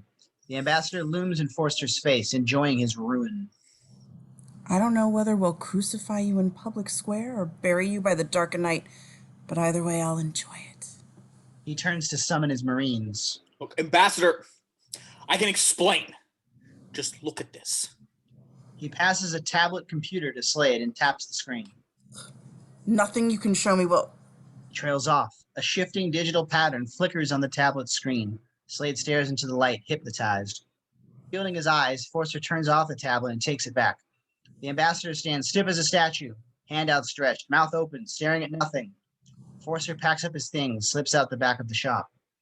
Interior cellar, dusk. Tyler stares at Jenny across the shattered sarcophagus. We won't find the king's remains. If there was moisture in the sarcophagus, these tubes imply the body would have rotted away to nothing in 2,000 years. I think we won't find his body because he went for a little walk. Tyler. Let's get out of this hole. Exterior ruined abbey, dusk. Tyler climbs out of the cellar, pulls Jenny up into the rain. A 2,000-year-old man can't. She gasps. Tyler spins to find 2 Marines behind him. Tyler Colt, Jennifer Halsey, you're under arrest by order of the DCIS. The what? Pentagon Criminal Investigations. On what charges? Impersonating an active duty serviceman, falsifying orders, fraudulent requisition of material and personnel, desecration of a religious site, crossing borders for legal purposes, conduct resulting in the death of military personnel. Tyler closes his eyes in dismay. Forster, what did you do? The Marines pull handcuffs, reach for Tyler and Jenny. Listen, you can't take us in. We set something loose here. Tell it to the judge. Tyler becomes a blur of motion. He gets each Marine by a wrist, twists them together, takes their handcuffs away. They go for their guns. He takes the guns away. Seconds after the fracas started, the Marines are handcuffed together on their knees. Tyler points both guns at them. They'll lock you up for this for the rest of your life. Puff, puff. Tranquilizer darts appear in the Marines' necks. They slump unconscious. Not just yet.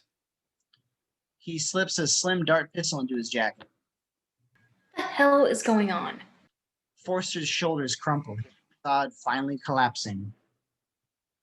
I couldn't get approval for the mission. Too speculative. Too costly. So I set it up on my own. You forged your orders? In delicate phrasing. But yes. Tyler seizes him by the collar, slams him against the wall. People died! We were in combat! We crashed a plane into a goddamn city! We're all gonna go to prison! Tyler. Strangling, Forster croaks something unintelligible. What's he saying? I think he's saying you need me. Tyler gives Forster some air. You need me to clear your name. I did this. I'll take the heat. I'll get you out of this, I promise.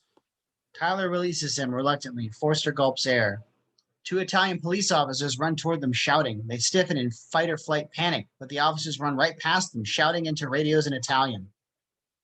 They say the devil killed again. Exterior narrow street night. Forster, Tyler, and Jenny hurry through the gathering dark. They see a cluster of policemen, a murder scene. A muscular man lies dead, pale and frozen in a tableau of horror. The policemen argue. Some point away down the street. On a distant corner, a second knot of policemen stand under a streetlight. A second murder scene. On the street corner, Tyler, Jenny, and Forster arrive at the second murder scene, stopping a discreet distance away. This victim is an old woman, pale and frozen in terror like the others. Why these people? Men, women, young, old?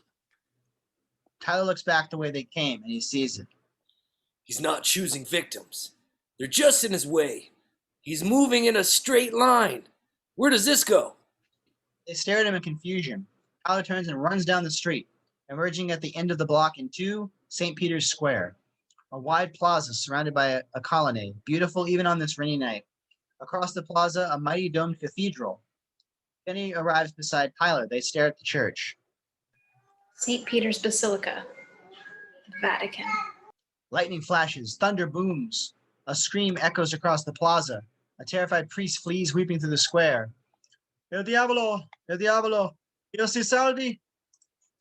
Interior Vatican Library Gallery night. A hall beautiful as a Fabergé egg, even in this dim light, its walls and arched ceiling adorned with frescoes and gold. At the end of the gallery, a towering double door of bronze. As we watch, the doors rust and corrode. Dark veins of rot spread. The doors groan, buckle, and burst open. The mummy walks in. He stands tall now, gaunt shoulders straight, skull-like head lifted imperiously.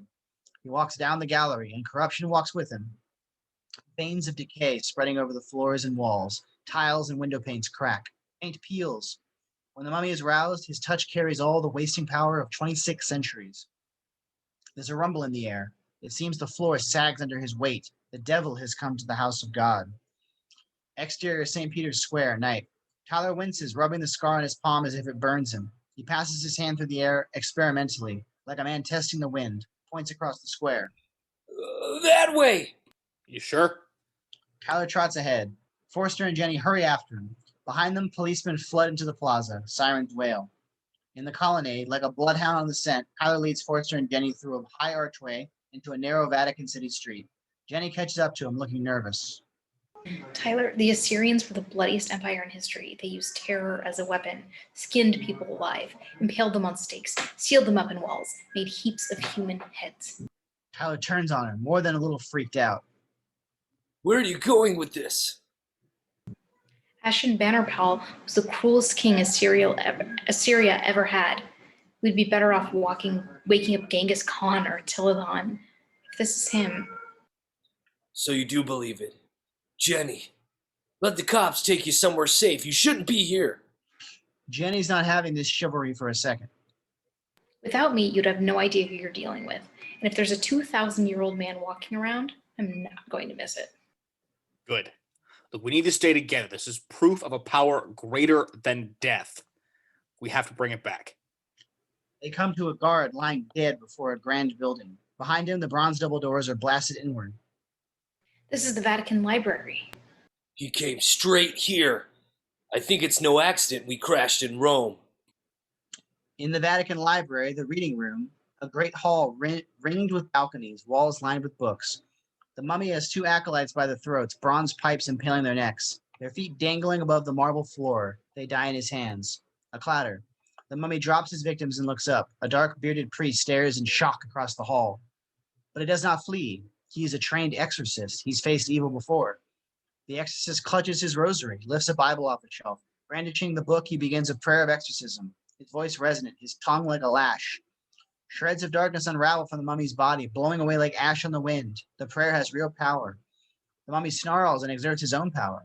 Veins of corruption spread outward like a spider web across the floor. The mummy speaks an incantation, his harsh Akkadian words clashing with the priest's sonorous Latin. The exorcist falters, sweat beading on his brow, swallows, coughs up a puff of dust. He struggles to speak and chokes. Dry sand pours from his mouth. He falls to his knees, vomiting sand in impossible quantities, and dies. Sand spilling from his open jaws. The mummy steps over him. Vatican Library corridor. Tyler, Forster, and Jenny stride down a long passage. What do legends say about how to fight the dead? The Assyrians were terrified of the dead coming back. They buried the dead with no food so they wouldn't get hungry and crawl out of their graves. If they do come back, you fight them with fire. Tyler pats his pistol with its clip of incendiary rounds. Already worked that out. What else you got? Salt was used for purification. It might help. Now you tell me. And don't look a ghost in the eye. It'll drink the life out of you. In the reading room, Tyler leads Forster and Jenny into the reading room and stops cold. The two acolytes and the exorcist lie dead on the floor. Furniture overturned, corrosion everywhere. Tyler draws his gun. They cross the hall cautiously. A whisper in the hall. Ancient Akkadian voices chanting. The policemen cross themselves and mutter prayers. Tyler.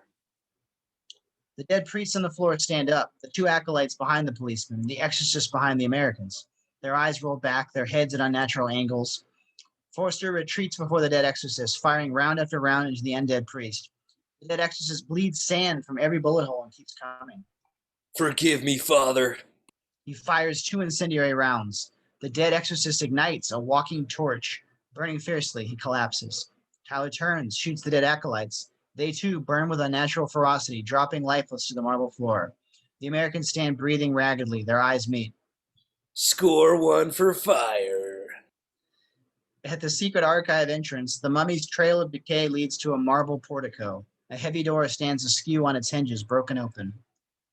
The Vatican's secret archive. Only a handful of people have seen it. In the secret archive, Tyler, Forster, and Jenny enter the library's inner sanctum. Walls and pillars of pale stone. From the central chamber, archways lead to reliquaries. In the center of the chamber, on an ancient marble podium, lies a gray-haired priest in an ornate red-trimmed cassock. Vatican Library's archivist. He seems dead. As they draw near, he lifts his head, moaning. Tyler's gun snaps up, but Jenny pushes it aside. She rushes to the archivist, cradling his head. He's alive. A horrendous crash. A demonic roar, too grating and monstrous for a living throat. It's coming from one of the reliquaries. Tyler and Forster move toward the terrifying sounds. Forster pulls out his dart pistol, ejects the clip of sleep darts, and loads a new clip, darker darts with longer needles. What's that? Cocktail of synthetic poisons. Stops any metabolic process known to science. Back at the lectern, the dying archivist clutches Jenny's shoulders with desperate strength. His body shakes, his voice a hoarse whisper.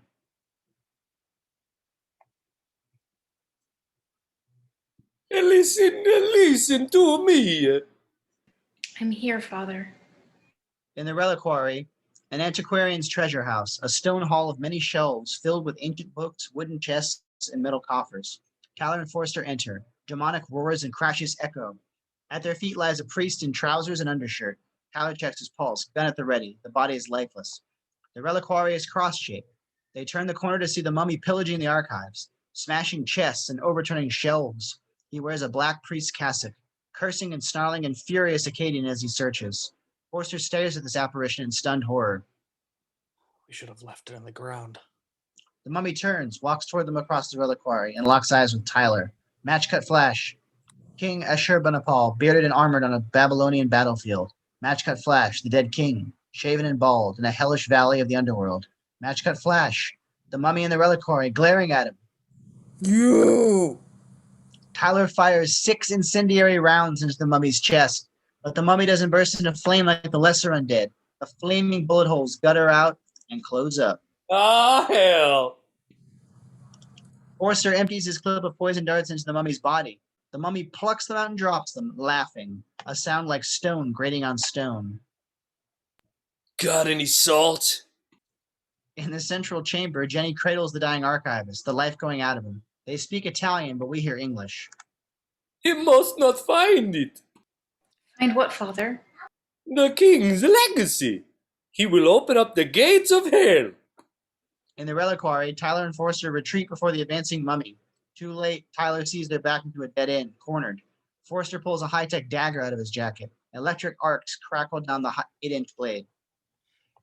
One last card to play. He charges the mummy. Forster! No! He brings his gun up, sidesteps to clear his line of fire, and shoots. Blam! Puts one in the mummy's forehead. The shot throws the mummy off balance for a precious instant. Forster plants his knife in its chest with a triumphant roar. Electric arcs sizzle over the mummy's shuddering body. The triumph is fleeting. The mummy seizes Forster by his wrist, forcing him to his knees. The burning bullet hole in his forehead closes up. It yanks the dagger from its chest. Run! Tyler fires 3 rounds into the mummy. His pistol's slide kicks back. Empty clip. The mummy raises the knife high. Run! The knife slams down into Forster's chest. Artificial lightning crackles over him. Forster falls dead. The mummy looks up at Tyler and exerts his power. The reliquary darkens. Decay and corruption spread outward from him. The air fills with whispering voices. Tyler runs. In the central chamber, the archivist whispers his last words in Jenny's ear and falls back dead. His limp fingers leave a ring of ancient keys in Jenny's hand. Tyler sprints in, jacking a fresh clip into his gun. Go! Go! Where's Forster? Dead. Jenny is shocked silent. He takes her hand and pulls her into motion, frantic but unsure where to go. Darkness approaches from the reliquary, ghost voices whispering. Police have the place surrounded. We go out, we go to prison. Jenny holds up the keys, pulls them away. We're not going out. We're going down. That's what I'm afraid of. At the catacomb gate, Jenny pulls Tyler down a long stone staircase into darkness. We're rats in a hole down here. Trust me. At the bottom, a massive brass gate decorated with ornate crosses. Jenny fumbles for the key that fits the heavy lock. The old man was a head archivist at the Vatican Library. He said the dead king's looking for his legacy, and he told me where to find it. A shadow falls over them. The mummy stands at the top of the stairs in his black cassock. He descends toward them. Oh my God, he's real. Go! Go! Go! Jenny gets the gate open. They leap through, close it behind them. But there's no way to lock the gate from the inside. Jenny reaches through the bars, trying to fit the key into the lock. It skids past the keyhole. Oh, please, please, please. She locks the gate and yanks her arm back, just as the mummy makes a grab for her. The mummy wrenches at the gate, but the massive bars resist his strength. Jenny's frozen in terror, but her curiosity is stronger still. Are you Ashurbanipal, king of Assyria? The mummy glares at her with pure malevolence. I am. Give me my crown. He lunges through the bars at her. Jenny recoils with a shriek. Tyler pulls her away. They run into the darkness. The mummy grips the gate. Rust and corrosion spread outward from his hands. Metal groans. Stone crumbles. Interior grotto. A warren of vaults dug into the stone beneath the library. Tyler switches on his tactical light. Every turn in the labyrinth is marked with Latin words and Roman numerals.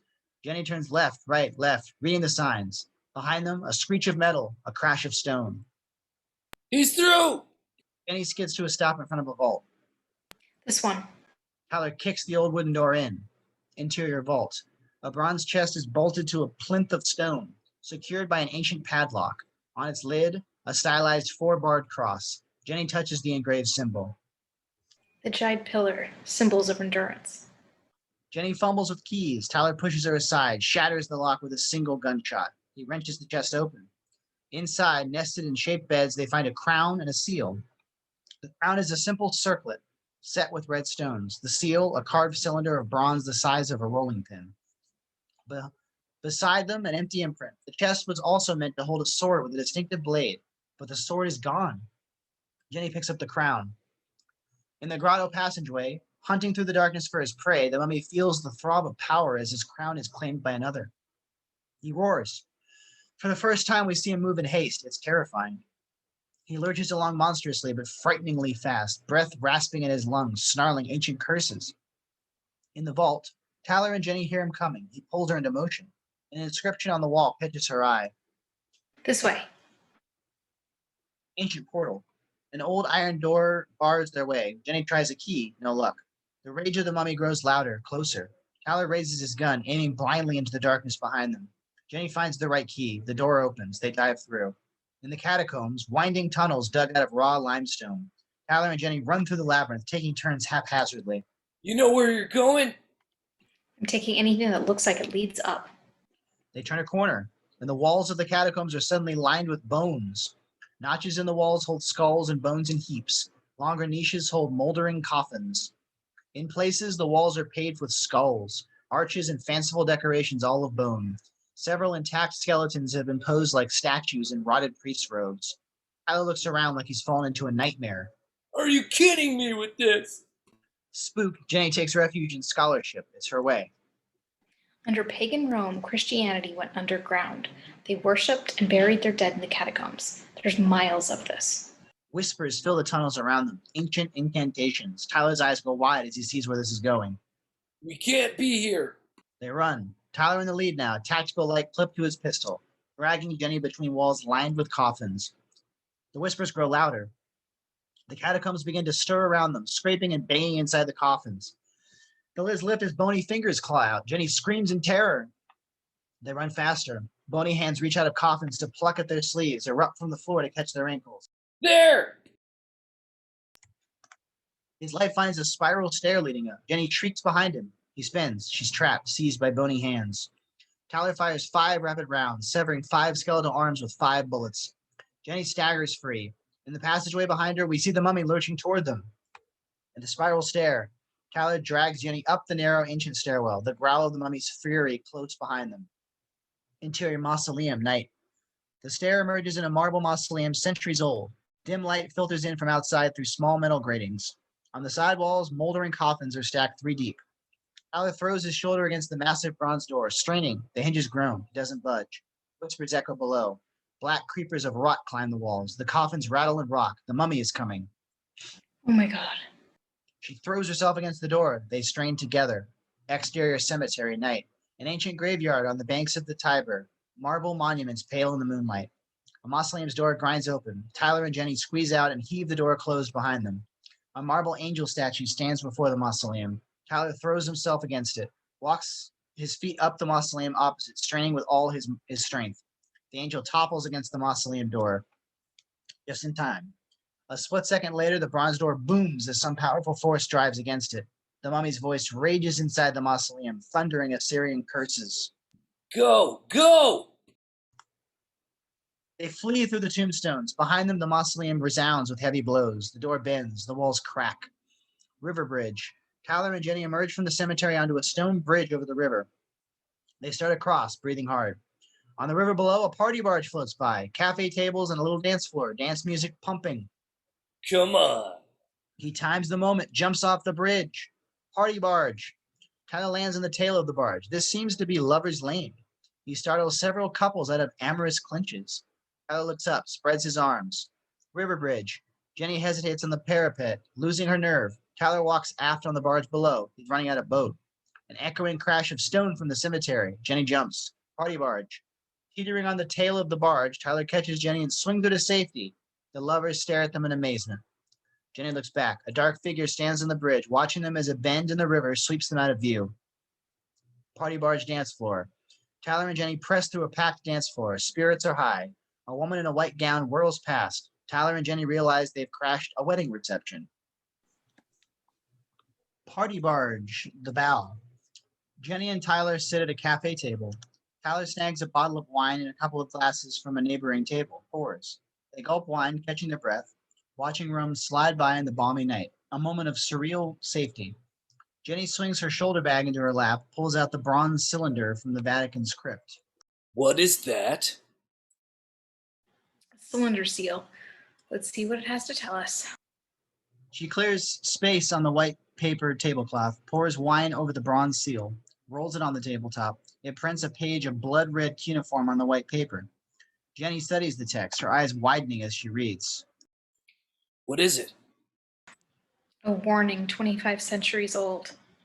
We are the rebel temple. We stand watch lest the dead king rise. The dead king? Ashurbanipal, lord of massacres, conqueror of Egypt and Babylon. It says he captured priests in Egypt, learned their magic. He resolved to descend to the underworld, steal the power of the gods, and rise again as God King over all the world. That's what the archivist said. He would open the gates of hell. They exchange grim looks. Anything about how to stop that from happening? In fact, yes. He lies in a secret tomb sealed by mighty spells. Its walls must not be broken. Oops. He is cased in a coffin that thirsts for blood. It must not drink. Tyler turns his hand over to look at his scarred palm. What else? If the dead king arises, he will seek his crown and his sword, for in these relics he has invested the greater part of his power. The crown and sword are pictured. Jenny pulls the bronze circlet from her bag and lays it on the paper. It matches. The crown upon the dead king's brow will magnify his dominion over the living and the dead, and the earth and the sky. The crown must be denied him. Check. The sword in the dead king's hand will shatter armies and strongholds. The sword must be denied him. Right. When his power is made whole, he will go to his necropolis and open the underworld gate, losing the host of hell into the upper world. She and Tyler exchange grim looks. There's more I can't read. I'll have to make a better print. But Tyler, this sword. She's staring at the drawing on the scroll, the distinctive half-swept blade and guard. She looks up eyes wide. I know where this is. Interior Lorenzo's castle bedroom night. A bedroom worthy of the Medici court. Lorenzo lies in bed in his dressing gown, reading the Marquis de Sade. Two stunning girls in lingerie on either side of him. His phone rings. His eyebrows rise as he sees who's calling. He answers, purring, shooing the girls out of bed. Jenny Halsey, I knew you'd call. Exterior Rome, party barge, night, intercut. Jenny talks on the phone, a finger in her other ear.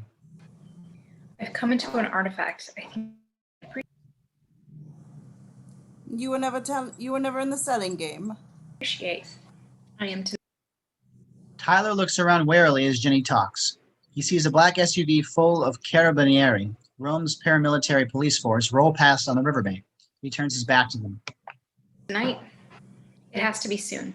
There's some heavy players in the market for this piece. Can you pick me up? What now? Where are you? Rome. Tyler fidgets with his hands. His scar is burning. He hears the cawing of ravens, looks around. Ah, so terrible. The plane crashed. And let me take you away from all of that Principessa. 1 hour, the usual place. Tyler gasps. Ahead of the riverboat, a bridge blanketed with ravens. As he watches, the mummy steps up onto the balustrade, waiting for the current to bring the boat to him.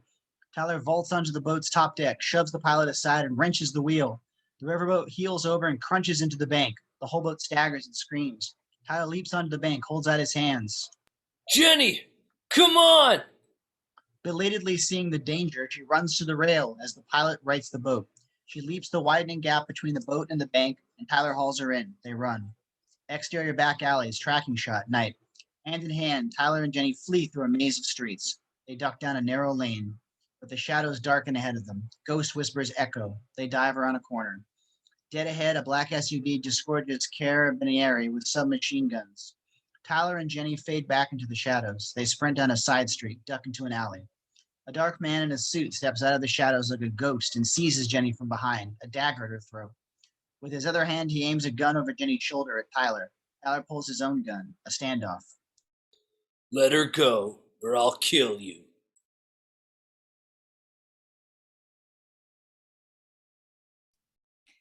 Give me what you have stolen. We haven't stolen anything. You lie! You're meddling in matters beyond your understanding. Tell me about it. Drop the gun. His muscles are gathering for sudden action. I'll kill you both before I let you keep the dead king's crown. His finger tightens on the trigger. Tyler takes aim. Pull that trigger, and we'll have the police and worse on our backs. Wait. I'll let you have it. Reaches into her bag, pulls out the crown, and hooks it behind the knife at her throat, protecting her neck. Tyler rushes in, kicks the gun out of the dark man's grip. The dark man releases Jenny, comes at Tyler with the knife. Tyler deflects the slashing attack with his pistol, ducks another wicked cut, gets inside and breaks the dark man's nose with a brutal punch. The dark man drops, out cold. Tyler takes his knife. Jenny grabs the fallen gun. They run. Exterior marina, heliport, daybreak. A lavish marina where the Tiber River flows into the sea. Tyler and Jenny wait nervously at a heliport at the water's edge. They look around. The marina is empty, the coast clear. A distant helicopter draws closer, their ride. Tyler pulls out the dagger he got from the dark man, inspects it in the sunlight. Bronze hilt, engraved blade of Damascus steel. Jenny takes it carefully from his hands. This dagger's 1,000 years old. Carved into the pommel, a 4-barred cross. Jenny pulls the cylinder seal from her bag. It's marked with the same cross. The same symbol. Who was he? He knew about the dead king and the crown. Let's get to the sword, before someone else does. Thunder of rotors as Lorenzo's helicopter comes into land. At the water's edge, a drainage tunnel opens on the waterway. The mummy looms out of the dark, clambers up the bank to the marina. Interior helicopter on the helipad. The pilot, Marko, frowns over his shoulder as Tyler gets in. Mr. Montanari said 1. Turns out 2. Marko shrugs and nods. Jenny and Tyler settle in, oblivious to the dark figure lurching closer outside the windows. Exterior heliport continuous. The helicopter lifts with a smooth surge of power. The mummy hurls itself off the ground and grabs the landing skid. Interior helicopter continuous. The helicopter swings under the added weight. Jacobolo! He wrestles with the controls as they climb over the water. Jenny screams as her door is wrenched open. The mummy reaches inside, claws at the bag on her shoulder. It drags Jenny halfway out the door, a terrifying view of the water far below. The gun falls out of her bag into the sea. Tyler lunges across Jenny, plants the ancient dagger in the mummy's shoulder. The mummy shrieks, a hideous sound, and falls away, crashing into the sea below with a huge splash. Jenny pulls her door shut as Marko gets the helicopter leveled out. He looks back at them in shock. Who was that? We thought he was with you. Under the sea, the mummy sinks to the bottom, snarled in its black cassock. It pulls the dagger from its shoulder and lets it fall. Close by, a heavy anchor lies embedded in the seafloor. The mummy claws its way to the anchor chain, climbs. Breaking the surface, it looks up to see a rusty cargo ship. Crewmen toiling on the deck. Exterior Greek coastline, day. Atop rugged cliffs, quaint white villages overlook a cobalt sea. Lorenzo's helicopter soars over this sun-drenched vista. Interior helicopter in flight. Jenny takes off her headset, signals Tyler to do likewise. They talk over the engine noise, out of Marko's hearing. When we get to Lorenzo's, follow my lead. I'm on thin ice with the guy already. He's dangerous. Dangerous? How? He's got a mountain of money, an army of bodyguards, and some very shady friends out of Sicily and Corsica. What's he to you? Boyfriend? Client. Forster said you worked the black market. I thought he was lying. I do not. I authenticate and restore antiquities for private buyers. I do good work. For bad people. I document relics that would otherwise vanish from the historical record. For a big fat fee. In a huff, Jenny puts her headset back on, cutting off the conversation.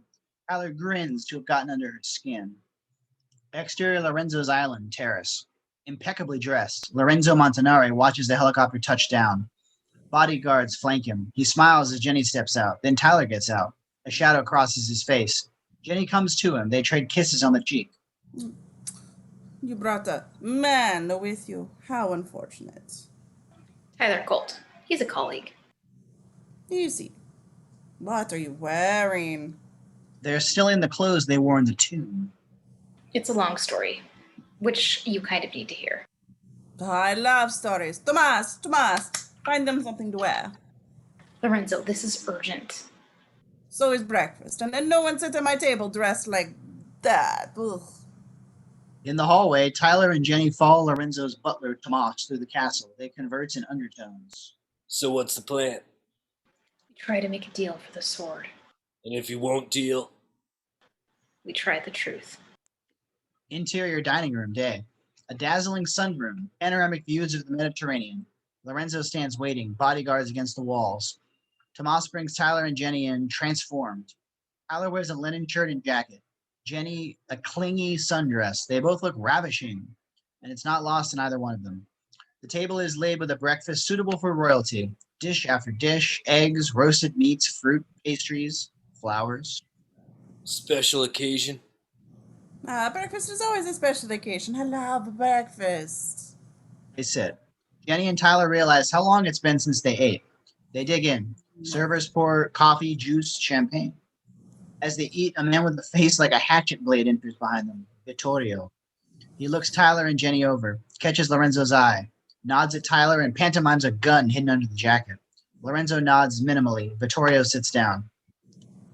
Vittorio, my head of security. You know Dr. Halsey. This is Tyler Colt, her colleague. Vittorio makes no move to eat or drink. His voice is icy. Are you also an archaeologist? Tyler hesitates, his mouth full. He is. Tyler blinks. I am? Lorenzo smiles, enjoying this game. He saws a bloody steak and eggs to ribbons as he talks. I'm Fascinated by the ancient world. Ginny could tell you. The blend of the civilization and the savagery. Babylon, Assyria. They didn't defeat the enemies, they annihilated them. Erased cities to the ground. They poisoned the wells, assaulted the earth. Defeat was a holocaust. My question to you, Mr. Colt, how was it possible? The Assyrians were a human. How could they perpetrate such atrocities? Jenny leans in to cover for him, but Tyler washes his food down with a slug of champagne and gets there first. The king. He was the first into battle. Rode off the field red with blood. When he took prisoners, the king did the torture and the execution with his own hand. Once the king did evil, the people followed. A pleasure to meet a fellow scholar. Jenny seizes the opportunity to get them back on mission. Perhaps you'd show him your collection. In the library, Lorenzo walks Jenny and Tyler through his private museum. Vittorio trails them, making Tyler nervous. A Scythian spear, Elamite helmet. The sword is Assyrian, probably worn by a king or a prince. Look at the workmanship. Jenny elbows Tyler suddenly, nodding at the sword. That's it. Tyler takes it in. A bronze-hilted sword. The steel blade is straight near the hilt, then curved to a swept point. It hangs in a thick glass case. Folded like a Damascus steel, centuries before its time. But, to business. You have a story for me, no? They gather around a table. Jenny pulls the cylinder seal out of her bag. Lorenzo inspects it reverently. Where did you get this? Minutes later, Lorenzo rolls the cylinder seal across a slab of soft clay. It prints its message with a sculptural beauty only hinted at in Jenny's paper version. He reads the text intently. Oh, incredible. Assyrian mist fixated on the underworld. Ishtar descended and came back, and Gilgamesh. But the claim a king of Assyria would rise from the dead. He bends over to read the bottom of the print, the section that was too indistinct to read in Jenny's version. Should the dead king rise, seek the rebel temple in the Byzantium, and they will rise against him. The rebel temple, could it be the same one after 2,000 years? Heard of it? Amazed by this revelation, Jenny and Tyler don't notice Lorenzo's bodyguards moving into the room behind them. A shadowy group in Istanbul, supposed to be holy warriors like the Knights Templar, but older, very secretive, very rich. They buy up the best relics and mythical artifacts. You think you're the high bidder? Then boom! The rebel temple swoops in. If you played the black market, you'd know the name. His tone hardens as he turns on Jenny. Tyler clocks them in around them. He comes to high alert. Something's up. But you do play the market, don't you? Selling stolen goods. Like the Eye of Alexander. He grabs Jenny by the throat. Tyler goes for his gun. Vittorio grabs his arm from behind. With his other hand, Tyler snatches the cylinder seal off the table, brains Vittorio, spins and bashes Lorenzo in the face. Lorenzo staggers back. Tyler brings his gun up and freezes. He stands in a ring of gunmen, pistols aimed at his head. Lorenzo steps back to Tyler, a red wheel of cuneiform printed across his cheek. He takes the gun from Tyler's hand. Not in my house. He belts Tyler in the head with the gun. Tyler goes down. In the library later, Tyler sits handcuffed to a chair, a welt on his cheekbone. An iron breastplate has been cinched to him, heavy chains encircling his ribcage. A handwheel juts from the front. Jenny sits in another chair, unbound but helpless. Lorenzo looms in her face, brandishes the Eye of Alexander. The Eye, designed by Aristotle for Alexander the Great. He hurls it to the floor, glass gems shattering. Fake! I spent years tracking it down. I'd been millions, and you took it from me. Planted this forgery in my collection, didn't you? He savagely twists the handwheel on Tyler's breastplate. The chains ratchet tighter, digging cruelly into his flesh and forcing a pained wheeze out of Tyler's lungs. Yes, I took it. Lorenzo smiles at Tyler. The traitor's waistcoat, used by Torquemada himself, torturing heretics in Seville. It's a unique piece. See if you can keep breathing long enough for your ribcage to let go. He turns his glare on Jenny. I don't know what price you got for the eye, but I will get it all back. In dollars. Or some other currency. No one takes what's mine. It was stolen. I took it back. It's safe at the Jordan Museum. Lorenzo looms over Jenny. I doubt that. I have my sources in Rome. I've heard about you and Mr. Colt. You plundered the tomb in Iraq, robbed the Vatican, left a trail of bodies across the room. You're the most wanted criminals in Europe. He runs a fingertip down her throat. Which means I can do whatever I like with you. Tyler's voice is a strangled whisper. Lorenzo, I swear to God. Lorenzo spins and cranks the handwheel hard, silencing him.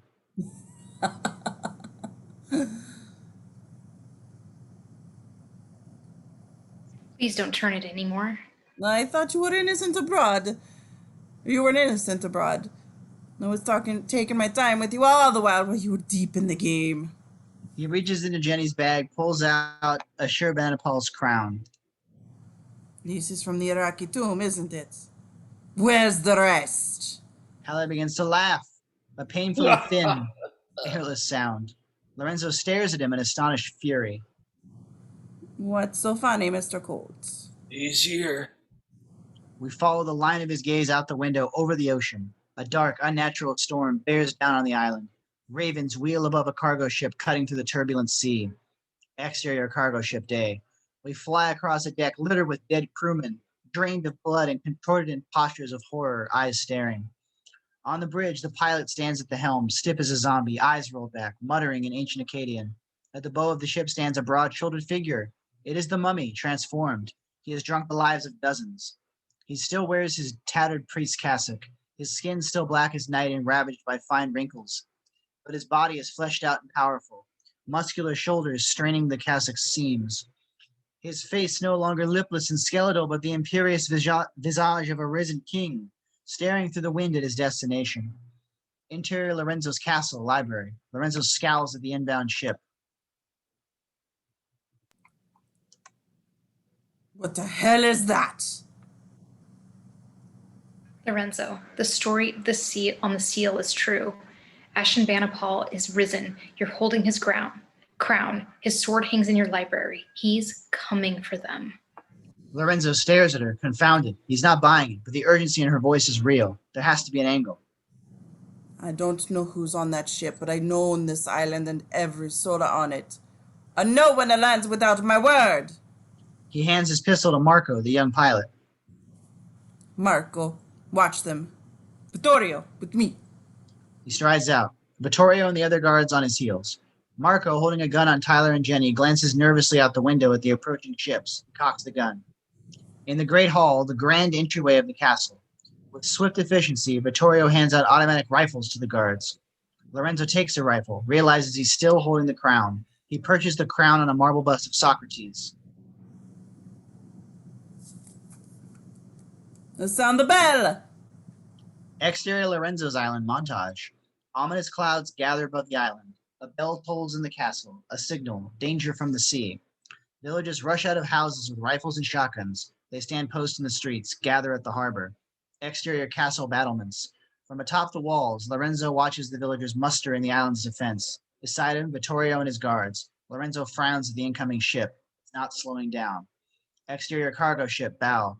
With the jagged pipe in his left wrist, the mummy slashes his right palm. Dark blood wells forth. He extends his hand and clenches his fist. Blood spatters into the sea. Exterior Lorenzo's island. Above the castle, the storm clouds take on the form of a vast, dark hand. The fist closes. A rain of blood begins to fall. Red droplets streak the whitewashed walls. Horrified faces of the villagers. A great wail of terror goes up.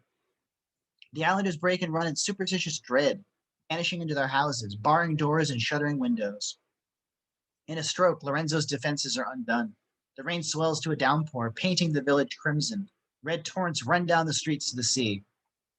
Castle battlements. Lorenzo stares in shock, heedless of the unnatural rain that drenches him. Vittorio and the guards flee into the castle. The harbor. The cargo ship comes in at full speed, smashing the little fishing fleet at anchor and crushing the wooden docks. The mummy leaps from the bow onto the buckled timbers. Walks past Lorenzo's yacht, the Libertine, now drenched with blood. Interior Lorenzo's castle, library. Marko stands at the window, gawking at the events outside. His gun hand falls to his side. Tyler catches Jenny's eye, nods at Marko and mouths, "Now." She stares at him, mouths back, "No." Tyler nods, mouths, "Now." Jenny goes for it, tackling Marko against the window and clutching the gun. Marko swings her around like a terrier. Tyler rises, the chair on his back, the breastplate still crushing his ribs. He charges into the fray. They all go down. Tyler on his face with a grunt of pain. The gun spins away. Exterior village street. The mummy walks up toward the castle through the rain of blood, a dark cloaked figure, unchallenged and unopposed. Interior Lorenzo's castle, library. Jenny and Marko grapple on the floor for the gun. Tyler struggles back to his feet, chair still shackled to his back, waddles over to Marko and kicks him into submission, sits the chair down with his foot rail across Marko's throat. Jenny gets up, holding Marko's gun. She rushes to Tyler, pulls the latch on the traitor's waistcoat. The breastplate falls away, leaving dotted lines of blood on his white shirt where the links have broken the skin. Tyler gasps in relief. Thank you. He's still handcuffed to the chair. Jenny goes around behind him, points the gun at Tyler's wrist. Marko, trapped under the chair, finds himself staring up the gun barrel. I could shoot the chain. Do not pull that trigger! Great Hall, front doors. Lorenzo, Vittorio, and 6 guards line up inside the wide double doors, rifles raised. They watch the security monitor beside the entry. It shows the courtyard outside. As they watch, a ghostly cloud of static crosses the monitor, a glitch the right size and shape to conceal a man. Exterior Lorenzo's castle, courtyard. The mummy stands outside the front doors. He crouches, plucks a struggling spider off the ground in a pinch of dust. He places the spider, earth and all, on his dry black tongue and swallows it. Interior Great Hall, front doors. Every man but Lorenzo is suddenly doubled over with sickness. They drop their guns and fall to their knees, retching. Vittorio begins to vomit spiders the size of tarantulas. Another man follows suit. 3 men heave up living serpents and writhing black masses. 2 more, scorpions. The sick men are set upon by the creatures they've just disgorged. They howl and drum their heels as bite and sting send the poison home. In seconds, they lie dead. Lorenzo backs away, firing his machine gun haphazardly at the creepy crawlies on the floor. Crash. The front doors fly open as if blasted by a cannon. The mummy walks into the Great Hall. He approaches Lorenzo, his hand outstretched, whispering in Akkadian. By the time he reaches Lorenzo, Lorenzo is whispering in unison, his eyelids fluttering, enslaved. Are you the prince of the house? I am, my lord. Serve me. Bring me my crown.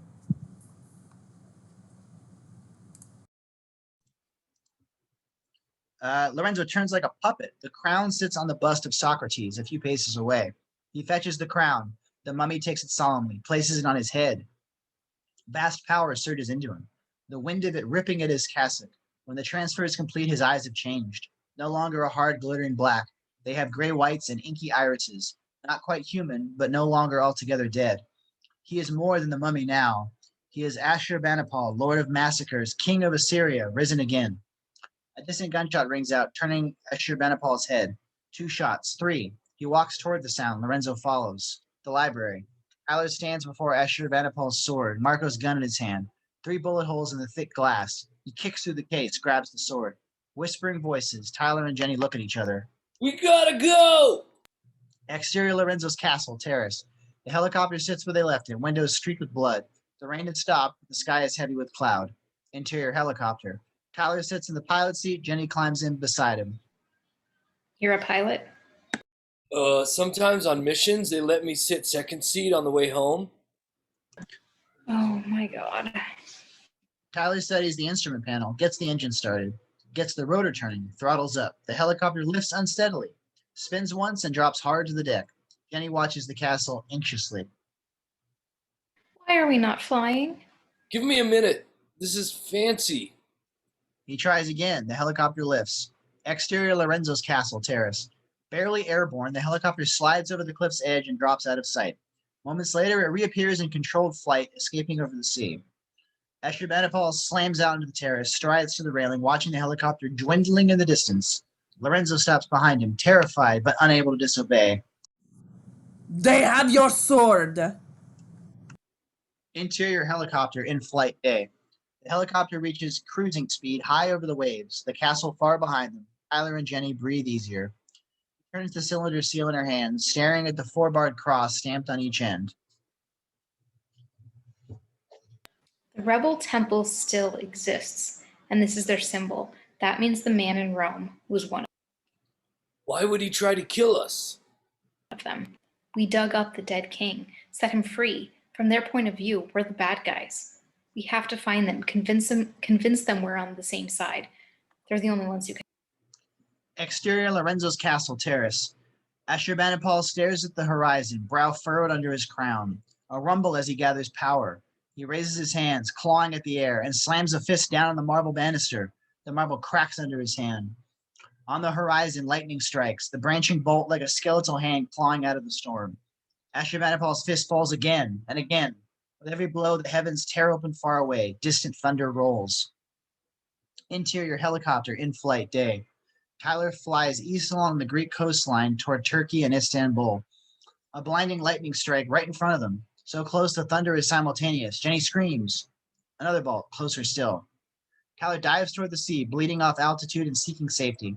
He levels off 40 feet above the waves, just offshore. Bolts come faster and faster. He veers wildly. Katow! The chopper is struck. The instruments burn out. The motor dies. Auto-rotating, the helicopter plunges into the sea. Exterior Lorenzo's castle terrace. Ashurbanipal turns away from the railing, satisfied. For the first time, he notices the line of cuneiform printed on Lorenzo's cheek where Tyler hit him with the cylinder seal. He reaches out and turns Lorenzo's chin, reading. Seek the rebel temple in Byzantium. Ashurbanipal smiles. Exterior Greek coastline offshore. Tyler breaks the surface beside Jenny, gasping for air. He holds up the sword. They swim for the beach. Exterior Greek coastal highway. Jenny stands on the shoulder, going through her bag. Dead tablet computer, sodden notebook. Tyler stands with Ashurbanipal's sword wrapped in his jacket, hitchhiking in his bloodied shirt. Jenny sees what poor luck he's having. She hikes up her skirt, sticks out her thumb. A freight truck squeals to a stop beside them. Interior freight truck, in motion, day. In the back of the truck, Tyler and Jenny lean on sacks of rice, exhausted. The highway hums under the tires. She gently prods his abused ribcage. He winces. Help. No broken. That was nothing. I've had worse. He laughs, falling back against the rice sacks. Ribs. Very upbeat for someone so beat up. I've been lost for a long time. I guess being on the run with you feels better than being lost. Without intending to, he's just said exactly the right thing. Then he turns into him, motion in her eyes. Tyler starts to snore. Jenny laughs, tucks herself under his arm, closes her eyes. Underworld, sea of fire. A vast ocean of fire under a smoky, blood-red sky. Black islands and pinnacles of stone rise from the flaming sea. The dead king is crossing the flames, leaping precariously from spire to spire. In the distance, his goal. A luminous white palace on a craggy peak above the fire. Below him, the sea of fire tosses and heaves like liquid. It recedes suddenly, revealing the sea floor, a solid mass of pale bodies writhing and howling for mercy. Then rises like a wave, washing up the rocky spire to engulf the dead king. Interior freight truck in motion. Alex slams away, gasping. Reflexively, Jenny throws her arms around him, calming him. She studies him as he gets a grip. Tell me more about the nightmares. I see the dead king. I am the dead king, and I am in hell. Keep talking. Interior Lorenzo's castle, bedroom. Ashurbanipal stands in a mirror, drops his cassock, studies his powerful body, his withered skin, Lorenzo beside him. Like a man trimming his fingernails, Ashurbanipal begins to pull the broken bronze tubes from his flesh. He hands them to a horrified Lorenzo as he talks. He speaks in Akkadian. Spellbound, Lorenzo understands him. We hear English. 25 centuries in hell. I saw the upper world through the nightmares of the living. Empires rising and falling. Machines crawling over land. Flying in by the sky. The curse of Babylon eating up the world. Babylon fell 2,000 years ago. It has fallen many times. It always rises again. He waves at the world around them, loathing in his voice. This is all Babylon. Interior freight truck, still in motion. Jenny and Tyler sit facing one another. She's looking over notes she's made in her damp notebook. The places in your nightmares, I've read all about them. They're landmarks in the underworld. The Valley of the Blind, the Black Tower, the Endless Stair, the Sea of Fire. Seriously? And across the Sea of Fire, the Eternal Palace. That's where he's trying to go. Centuries and centuries, trying to get there. What's in there? The Lord of the Underworld. That's where he lives. Exterior, Istanbul day. The truck enters Istanbul. We rise away from it, flying over the Hagia Sophia, the Blue Mosque, the Topkapi Palace, the jewels of a city that has stood nearly 3,000 years, called Byzantium, then Constantinople, now Istanbul. Super, Istanbul. Exterior, Istanbul street, day. The city's business quarter. Gleaming towers on wide avenues. Tyler and Jenny walk up. He carries the sword wrapped in his coat. She has her bag slung over her shoulder. This is the Fine Arts District. Every major auction house and antiquities broker is here. If the rebel temple is as active as Lorenzo said, someone here will know how to reach them. I say we go to door to door until we... Tyler taps her on the shoulder, points across the street. High up on a gleaming office tower, a corporate logo in the shape of a 4-barred cross. The Jed Pillar. Exterior Rebel Temple entrance. On a sign beside the door, Tyler and Jenny see the Jed Pillar repeated beside a phrase in Turkish calligraphy. Isyankar Tapanik, Rebel Temple. Tyler tries the glass doors, locked. The marble lobby inside is deserted. He presses a button on the door panel. The video screen on the panel lights up. A bored-looking young man in a suit looks back at them. His name is Dayan. Isyankar Tapanek. We need your help. Sorry, visitors are by appointment only. Tyler leans close and speaks to the camera. The dead king has risen. He already has his crown. We have his sword. He holds the sword up to the camera. Dayan stares like he's seen a ghost. The screen goes dark. Hopefully we'll get a few words in before they kill us. Doors burst open at the back of the lobby. A phalanx of grim, dark-suited men stride toward the front doors. One of them is the dark man from Rome, a bandage across his broken nose. Maybe not. The leader, Malik, 35, slim, dapper, and handsome, wrenches the door open angrily. Tyler holds up a soothing hand.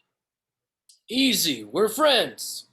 Malik takes a hissing breath, seizes Tyler's wrist, staring at the scar on his palm. He has an Oxford accent. This is the mysterious man we saw on the phone at the top of the film. Blood of the Chosen. Interior Rebel Temple, Grand Hall. Malik walks Tyler and Jenny into a stunning marble hall with elegant lighting. Priceless relics on display in glass cases. 24 brothers of the Rebel Temple surround them. They wear bespoke suits with exquisitely patterned ties, manicured hands, immaculate haircuts. It looks more like a boutique investment bank than a mystical order. Not what I expected. She shakes her head, looking around. Me neither. Malik turns to them, righteous and stern. Your names.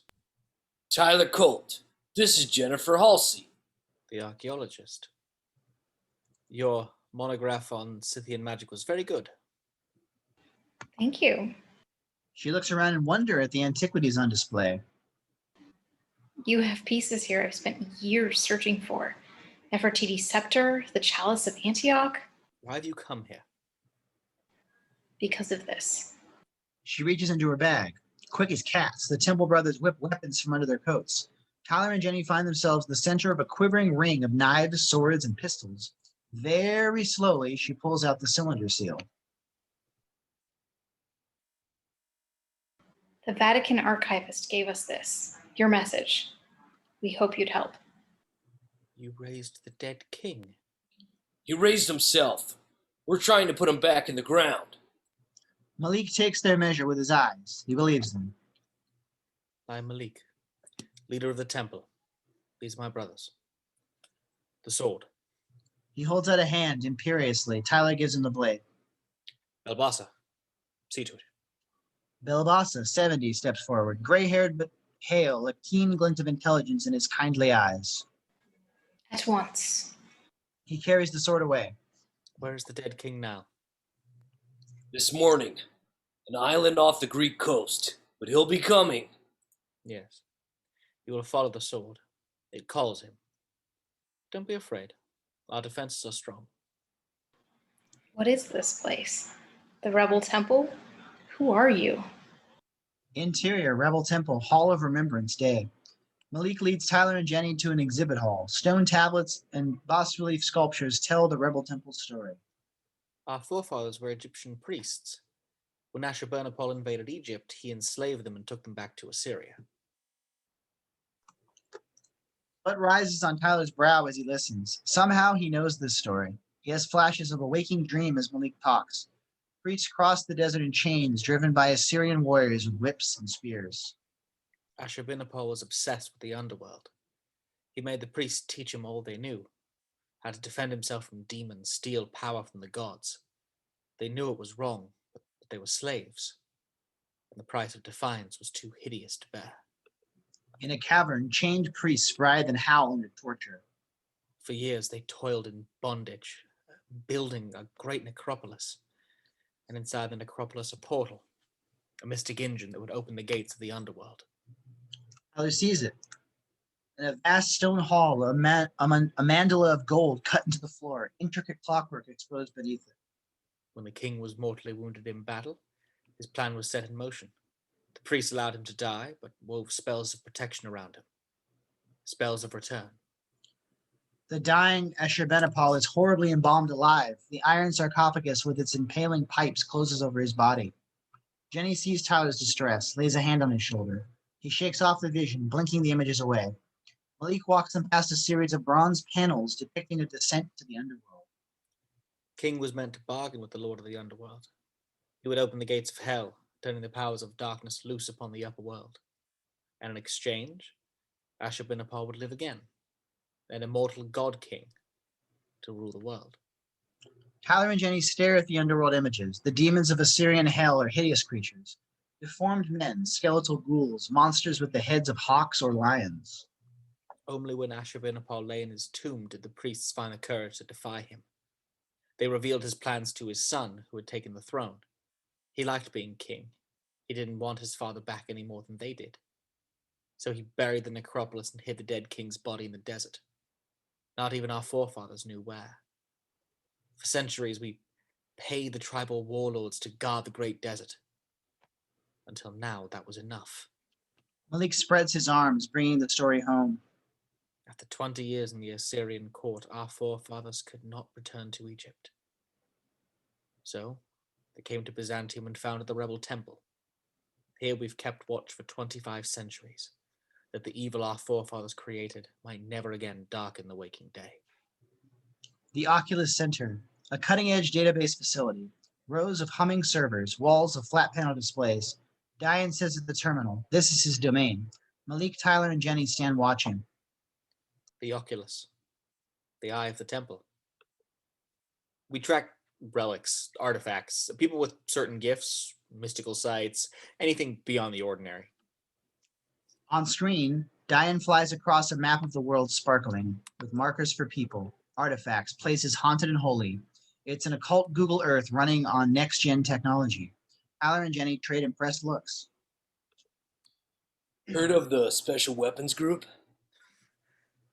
Pentagon's little band of dabblers. Do they have something like this? How they wish. In the infirmary, a strange combination of modern medical clinic and alchemist laboratory, science and sorcery side by side. Tyler and Jenny sit on benches with their shirts off. The symbols on their skin faded almost to invisibility. Tyler's ribs marked with bruised prints of Lorenzo's torture chains. The wise old man, Belbasa, fusses around them. He's assisted by the dark man with the broken nose. His name is Rabbu.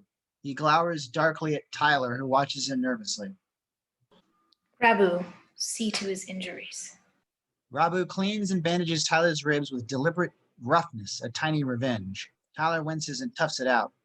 Belbasa opens a wooden chest, fumbling through mystic paraphernalia. He peers at the faded symbols on their skins. You did well with these, but mine are better. He produces a collection of metal ink stamps bigger than the palms of his hands. He stamps intricate protective mandalas on their shoulders, chests, and backs in black and red ink. These will keep the evil one out of your minds and bodies, but even these barriers can be broken if the spirit is weak, if he gets too close. What about you? Rabbu, show her. Rabbu grins and hikes up his shirt. His powerful torso is blanketed with mystic tattoos. Ours are permanent. Belbasa takes Tyler's hand, examines the wound in his palm. Does you. Only when he's nearby. You're bound to him by blood magic. That's why you dream his dreams. He chose you as he lay in his coffin. You were strongest. It will help him find you. It will help you find him. Pray God, it will help you kill him. The temple library, continuous. Belbasa leads Jenny in. She wears borrowed clothes, a man's shirt and trousers belted tight at her slim waist. The library holds codexes, papyruses, tablets, and scrolls. Half a dozen temple brothers pore over the records. What are they looking for? Words of power, protective magic, anything to fight the dead king. They look frightened. After 2,000 years, what man believes this day will come in his lifetime? No one was ready. Exterior, Istanbul Avenue, day. A black Rolls-Royce Phantom V glides down the avenue, a fantastically expensive car. The license plate reads Lorenzo. Interior Rolls-Royce in motion, continuous. Behind the wheel is Marko, Lorenzo's pilot, eyes blank white and staring, enslaved by the dead king. In back rides Ashurbanipal, crowned and dressed as a king might dress himself in Lorenzo's closet. Black silk pajamas and slippers, a dark dressing gown belted at the waist. Exterior Istanbul Avenue, continuous. We rise above the Rolls Royce as it moves down the avenue. Misfortune and mayhem travel with it like an invisible wave. As the car passes, two lovers walking hand in hand begin to fight viciously. A man walking two mastiffs is attacked by his dogs. A policeman hurrying to rescue him fumbles his gun. It goes off when it hits the ground, killing the policeman. The dead king smiles. The car rolls on, chaos in its wake. Interior Rebel Temple Gallery. Rabbu and Tyler walk through a gallery overlooking the city. Sorry about the nose. It's nothing. I'm sorry we fought. If we had spoken, we might have still had the crown, but we have the sword and it's here safe. There's a holy seal on every brick in the temple, every girder, tile, and window. He touches the window in front of them, an intricate rune engraved in the glass. This will stop the devil himself. Will it stop a brick? If we come under physical assault, we will refuge in the stronghold beneath the temple, the fortress of our forefathers.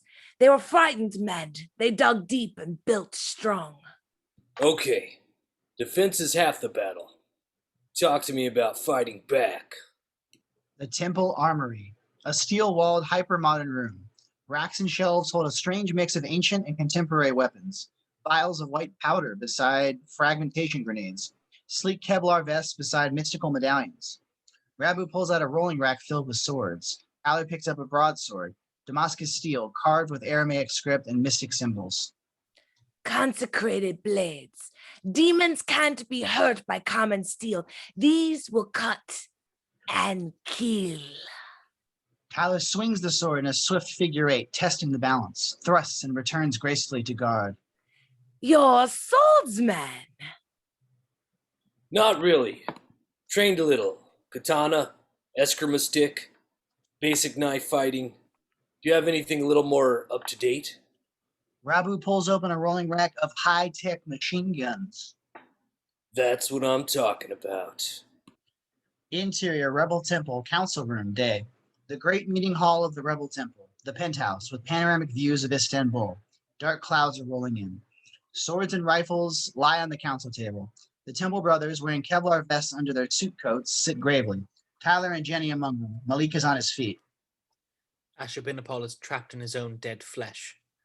He's in constant pain, full of suffering and vengeance. He will stop at nothing to live again. Jenny nods shaken. She believes. She takes Tyler's hand. Long ago, priests of our order gave him the power to open the gates of hell. Now it falls to us to stop him. It won't be easy. The king has his crown. It will magnify his power. Exterior, Istanbul Avenue, office tower, day. A Rolls Royce pulls up beside an office tower. Ashurbanipal gets out, walks up to the building, and without breaking stride, walks up the wall. Interior Rebel Temple, Council Room. Malik is warming to his theme, rousing the men's spirits. Many of our brothers are far away. There's no time to call them home. But we are 25 swords. 27. So be it. We are enough.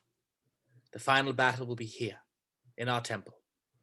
The dead king will come. For this. He holds up Ashurbanipal's sword with its hilt of bronze. And we will destroy him. He turns, taking stock of their resolve. As he steps aside, a dark figure is revealed on the rooftop across the street. Tyler sees him first, exploding to its feet. There! Exterior, the opposite rooftop. Ashurbanipal takes a deep breath, blows between pursed lips. A great wind rises, blasting through the city. His fingers clutch the air as if gripping an invisible staff. The winds twist into a cyclone around the Rebel Temple. Interior Rebel Temple, Council Room.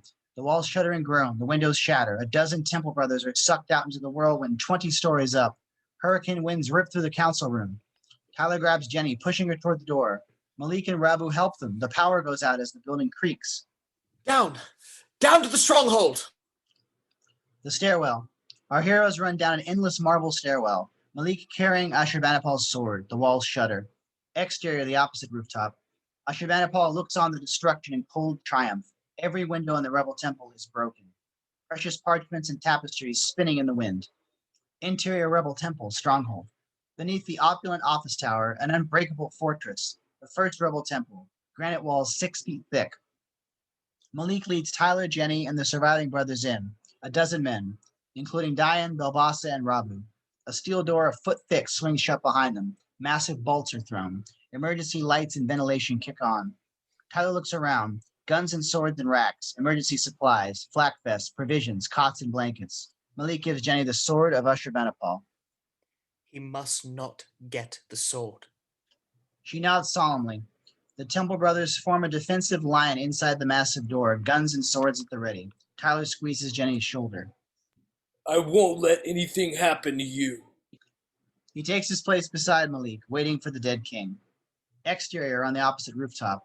Ashurbanipal stands facing the ruined Rebel Temple. At his back lies the Bosporus, the mighty waterway separating Europe and Asia, spanned by magnificent suspension bridges. Ashurbanipal punches a fist into the air. A colossal column of water erupts out of the Bosporus, towering over Istanbul like the fist of an angry god. He smashes his fist down. The column of water lashes over the city and descends on the Rebel Temple like a focused tidal wave. The battering waters funnel into the whirlwind. A water spout engulfs the building. Interior Rebel Temple, stronghold. A roar like thunder. The defenders exchange mystified looks.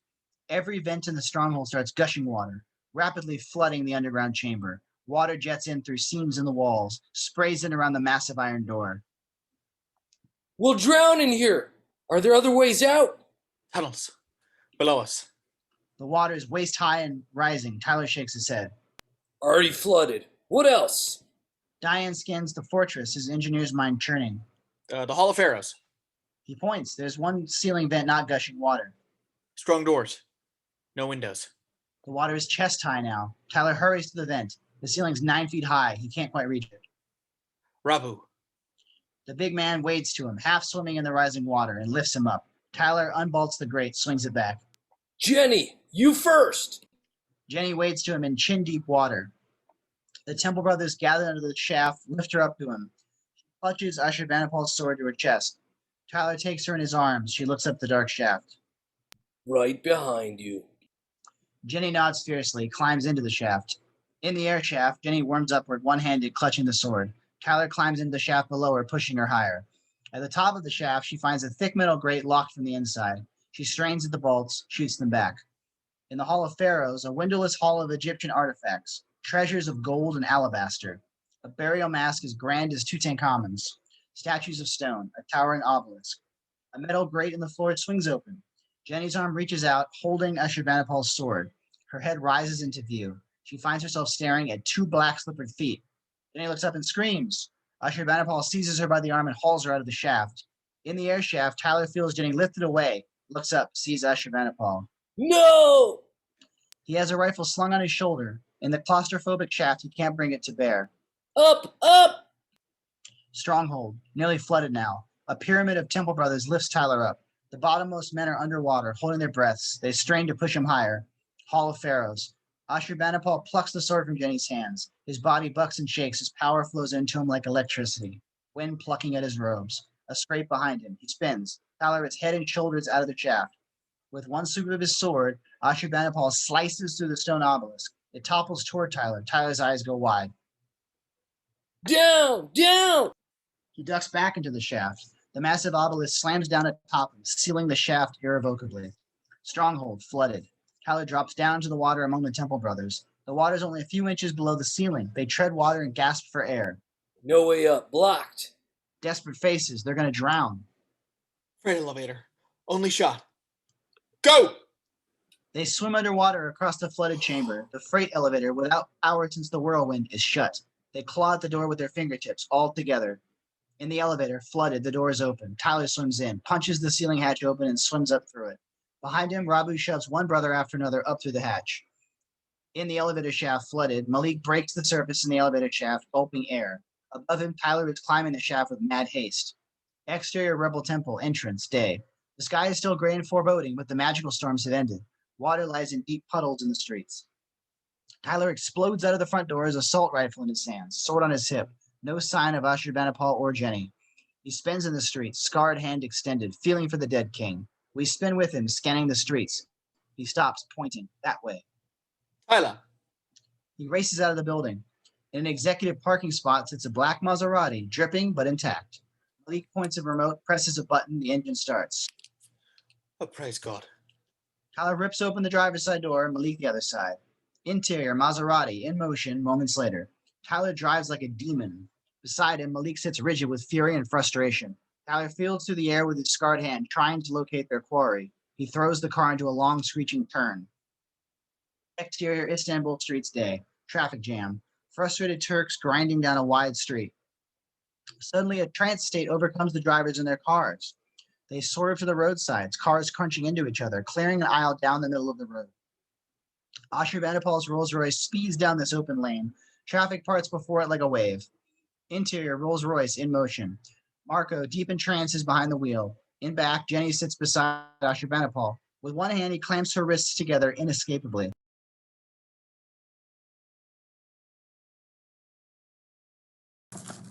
You are the one who speaks my language. Yes. Good. He holds up a bundle of dry herbs. They spark and smolder under his gaze. He draws the fume into his lungs, turns and blows gray smoke out the window. Interior Maserati in motion. Tyler and Malik turn a corner. A dense fog sweeps the city. They drive down the aisle cleared by the dead king. Cars piled up on both ends, an eerie scene. He's close. As the Maserati passes, spellbound drivers hit the gas, smashing into the Maserati from both sides. Go, go! Tyler puts the pedal down. The Maserati leaps forward, a wave of cars crashing together a split second behind it. Ahead, the towers of the Bosporus Bridge loom in the mist. Exterior Bosporus Bridge day. Istanbul's mighty suspension bridge, 100 feet wide, a mile long, 200 feet above the water. The bridge is empty of traffic. Under Ashurbanipal's influence, drivers sit spellbound at both ends of the span. The Rolls-Royce drives onto the bridge. The stopped cars come together violently behind it, barricading the entrance. Interior Rolls-Royce in motion. Ashurbanipal leans close to Jenny's face. His voice rumbles with hypnotic power. Don't move. Jenny gasps in something like pain as compulsion takes hold. The dead king opens his door and tears it off its hinges. Exterior Rolls-Royce in motion, continuous. Ashurbanipal stands on the running board, sword in hand. As the Rolls-Royce races down the right edge of the bridge, he slashes the vertical cables one by one. At the foot of the bridge, the Maserati reaches the pileup blocking entry to the bridge. Tyler leaps out, assault rifle in hand. He leaps from car to car over the logjam, runs up the bridge. Malik follows, sword in hand, trying to keep up. At the center of the bridge, the Rolls-Royce stops. Creaks and groans of metal as the bridge's deck warps, deprived of many supporting cables. Ashurbanipal steps down onto the roadway. The fog obscures the city and the water. They're on a platform in the sky. Interior Rolls-Royce. Jenny sits fighting the compulsion he's laid on her. Get out of the car, Jenny. Move. Tears of frustration. She can't. More desperately. Marko, drive. Please, go. But Marko's eyes are blank white orbs. Nobody home. At the center of the bridge, Ashurbanipal raises his sword in both hands, chanting under his breath. The air darkens around him as he rouses his power. Crumbling corrosion spreads across the roadbed. He chops downward. The magical blade bites deep. A jagged fissure runs across the deck from edge to edge. Running onto the bridge, Tyler and Malik stumble as the road bucks beneath their feet, a titanic groan of metal. At the center of the bridge, Ashurbanipal walks to the left side of the bridge, where the main cable descends closest to the deck. In one leaping blow, he cuts through the 2-foot thick steel cable. The bridge deck breaks in the middle of the span. Ashurbanipal's side of the bridge sags toward the water. Running onto the bridge, Tyler and Malik find themselves running down as the bridge drops beneath them. At the center of the bridge, Ashurbanipal pulls Jenny out of the Rolls Royce as the expensive car begins to roll. It falls over the broken end of the span. Marko, still a zombie at the wheel, and disappears.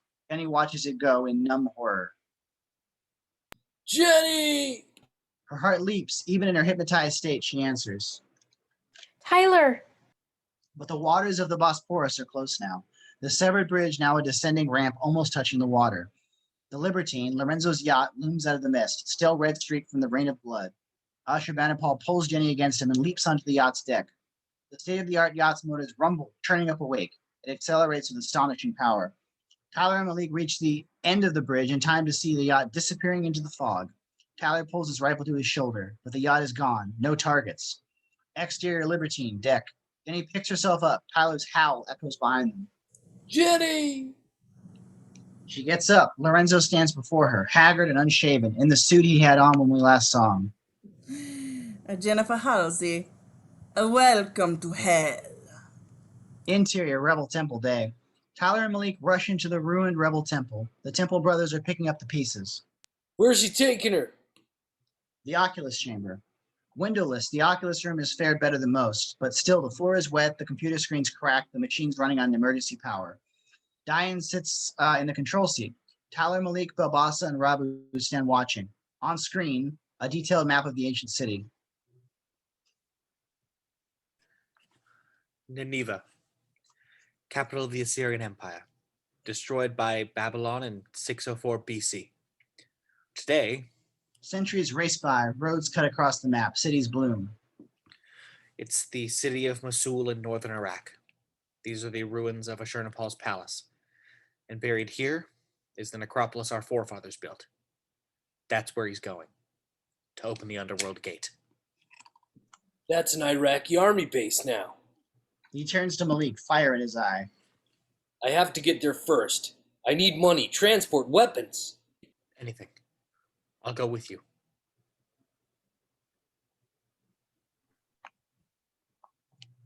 And I, brother. And I. Dayan rises too, fire in his eye. Tyler nods his thanks. Exterior Mediterranean Sea, day. The powerful Libertine cuts a high-speed wake across the open sea, the spray rinsing the bloody streaks from its hull. Interior Libertine, bedroom, day. Ashurbanipal drags Jenny into the master's suite, flings open the closet where Lorenzo has a rack of women's clothes. You will dress like a woman. Jenny looks at the hanging clothes, too scandalous to wear. She opens a drawer. It's full of sex toys. She slams it shut. Lorenzo, you pig.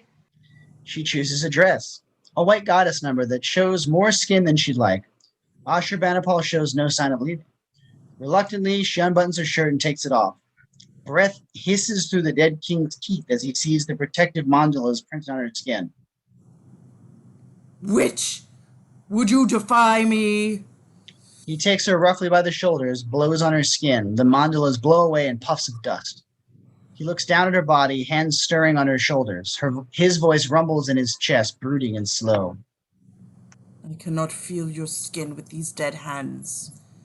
I cannot taste food or wine with this dead tongue. But soon, I will live. Not as man, but as God. The world will bow to me or burn after 2,000 years. You will be the first thing I taste when I live again.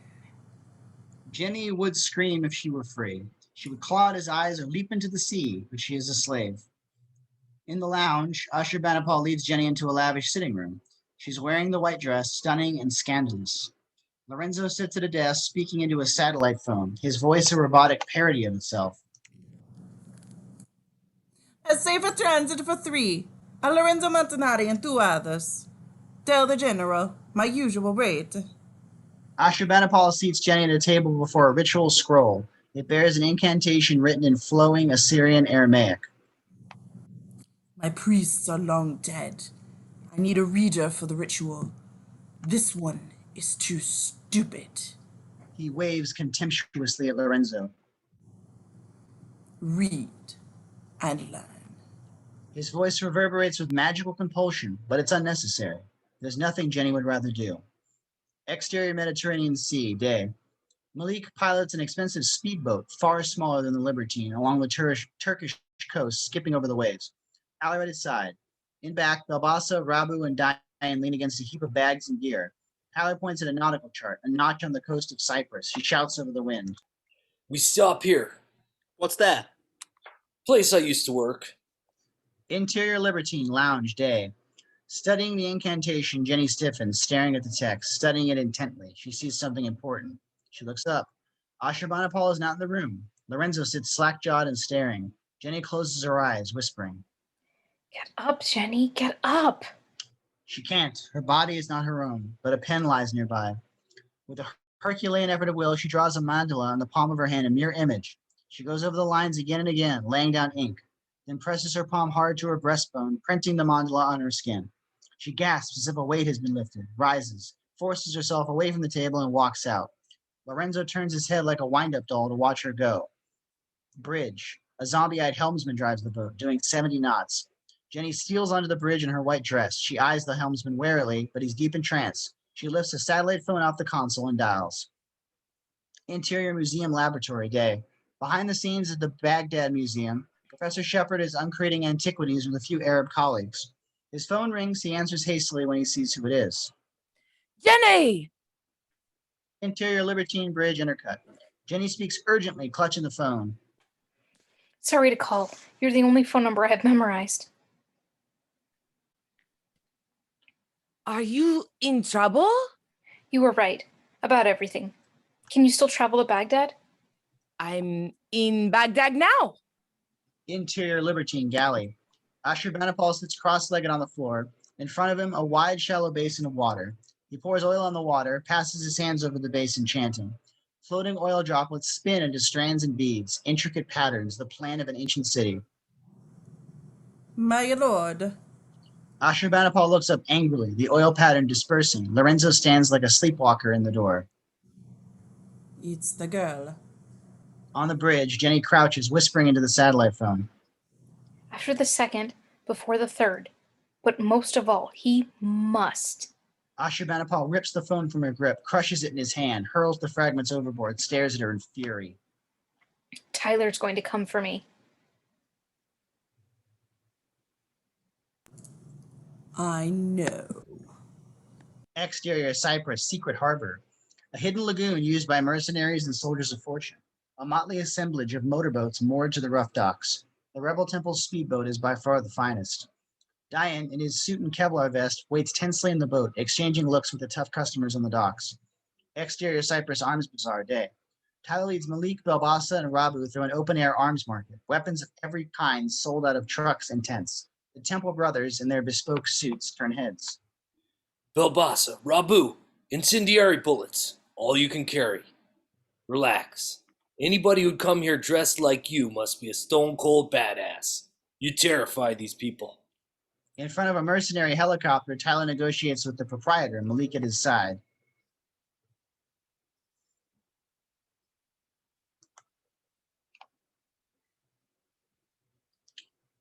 $5,000 a day, plus 2 pilots at $1,000 a day. I'm not renting. I'm buying. Malik opens a briefcase full of cash. The proprietor smiles. Exterior Syrian shore, day. The mercenary helicopter roars in over the sea and into the dry Syrian hills, hugging the terrain. Interior mercenary helicopter in flight, day. Tyler flies with a sure hand. This is a bird he understands. He's come out of the Arms Bazaar dressed like a soldier. Malik in the number 2 seat looks pale. Must we fly so low? We're not exactly cleared for Syrian airspace. Exterior Mosul Day, establishing shots. The fertile Tigris-Euphrates Valley, cradle of civilization. Mosul sits on both banks of the Tigris, an Arabian Nights clutter of houses, terraces, cafes, and archways. Stunning mosques and palaces rise above the ancient rooftops. Super Mosul. Exterior Mosul Army Base Day, an Iraqi army base on the edge of the city, fortified with blast walls and gun turrets, a tank in the compound. Dozens of soldiers stand guard or move about the interior.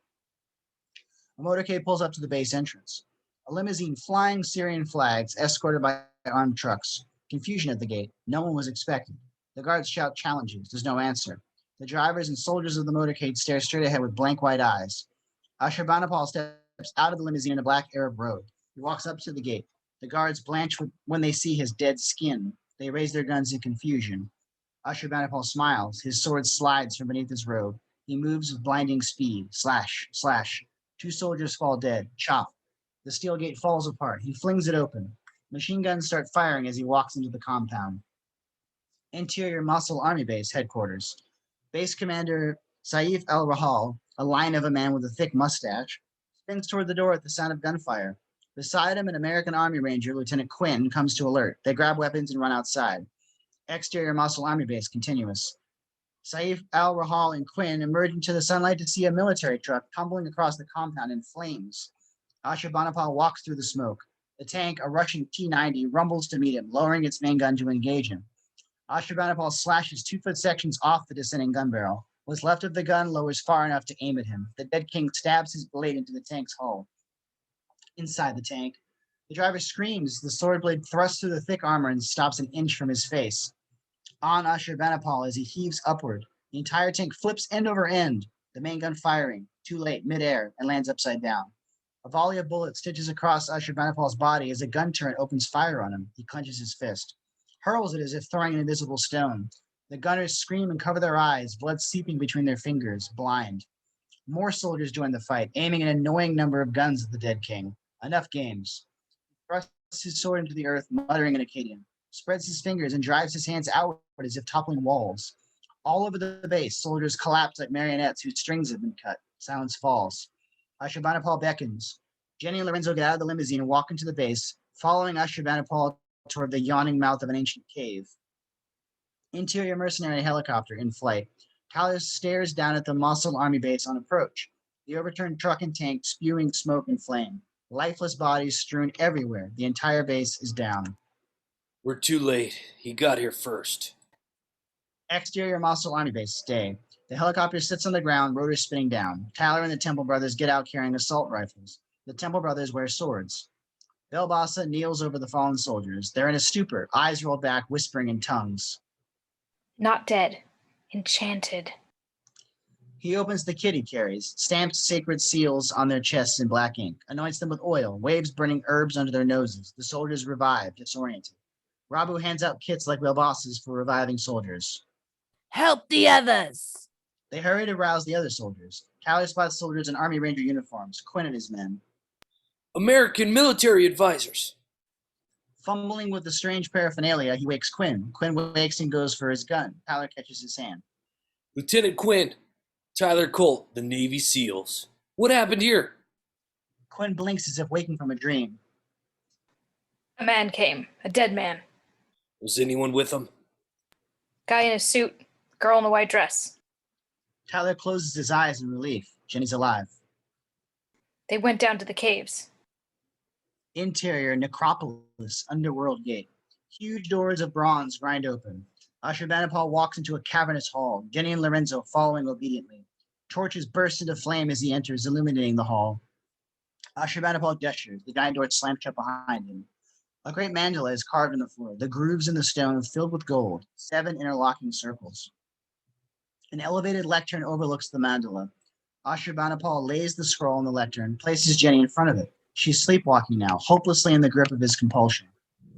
Read the ritual. Lorenzo stands behind her. Ashurbanipal hands him an ancient bronze dagger from Lorenzo's own collection. Watch her. He descends to the floor below, walks onto the mandala. Jenny reads, ancient Akkadian ringing from her lips. As she reads, the mandala moves, one circle turning at a time. The runes around their edges form sequences, a combination lock. She completes a phrase. Chanting, Ashurbanipal steps from room to room in a ritual invocation. 3 stone pillars stand above the mandala. As Ashurbanipal walks the magical phrase, the runes burn into the first pillar. Exterior Muscle Army Base Day. Standing with Tyler, Quinn sees Malik reviving Saif El-Rahal. Saif, base commander, a good man. Tyler shakes Saif's hand as he rises, speaking urgently. Commander, the man who did this to you is down in the caves. We're going after him.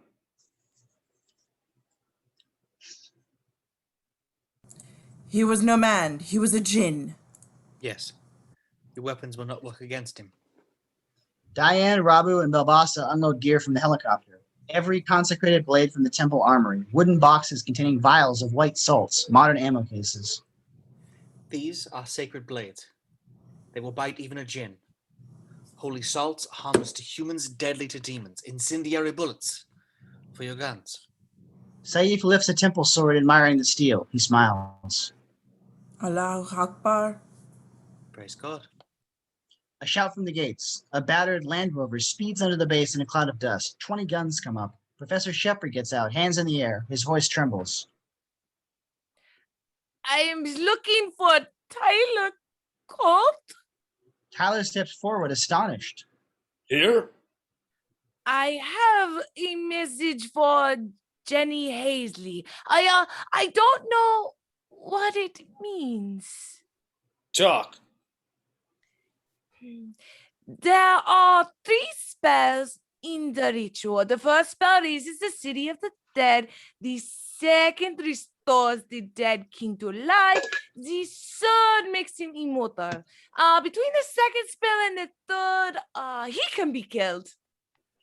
Tyler and Malik exchange fierce looks. There's a chance. Interior Necropolis, Underworld Gate. Jenny, looking every inch the priestess with her white dress and transported eyes, finishes reading the first spell. The runes of the mandala lock into pattern. Ashurbanipal paces a mystical phrase across the interlocking circles. On the pillar, the first spell is completed. Luminous runes filling its surface. A rumble. The walls shake. Ashurbanipal laughs in triumph. Exterior Muscle Army Base, day. Tyler and the Temple Brothers are rigged for battle. Swords on their hips, rifles on their shoulders. Army Rangers and Iraqi soldiers load incendiary rounds. Malik hands Tyler a temple sword and a scabbard. The dude chopped down a bridge. What am I going to do with this? The power was in his blade, not his arm. I know I failed you. I promise you, the temple steel will not. Tyler gives in, straps the sword around his hips. A rumble. The earth shakes. Dark clouds blot out the sun. Walls and pillars erupt from the ground. Rifts open in the earth, sand draining into subterranean chasms. The shifting ground topples gun turrets and swallows vehicles. The first spell. The necropolis rises.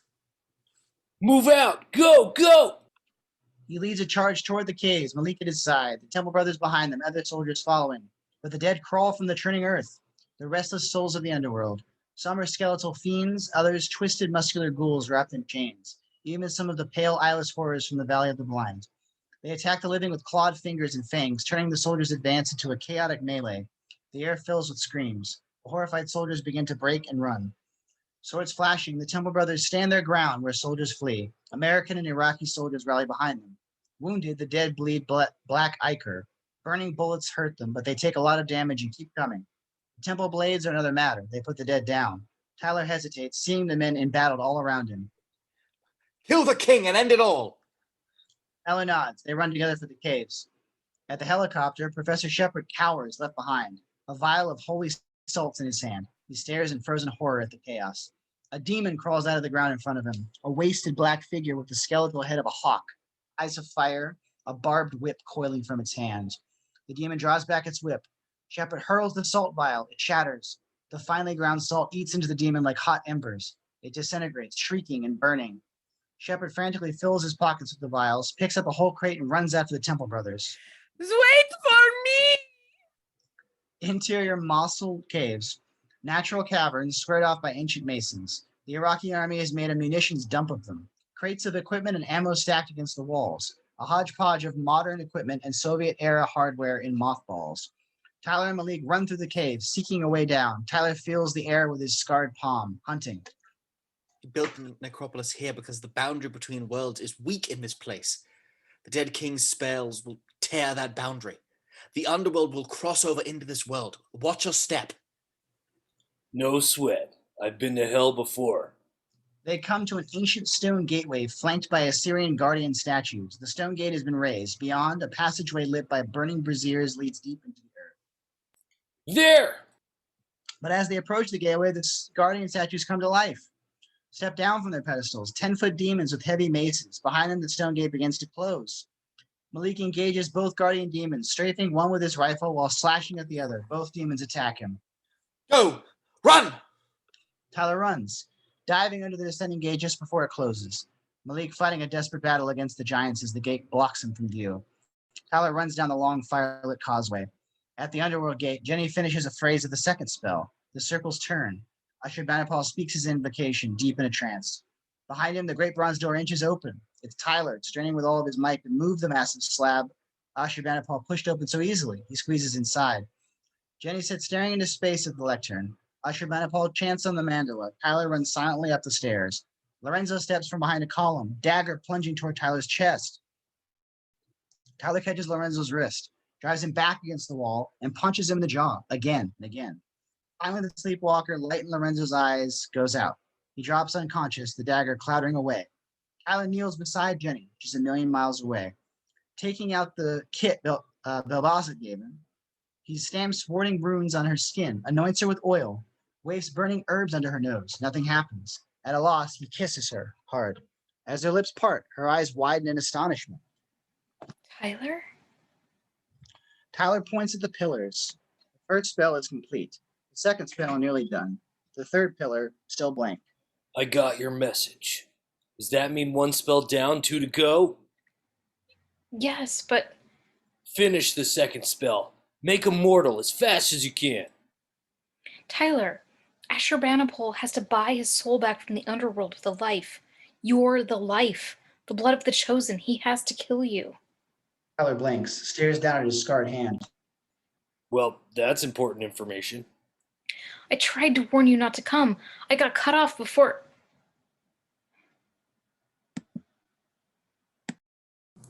At last!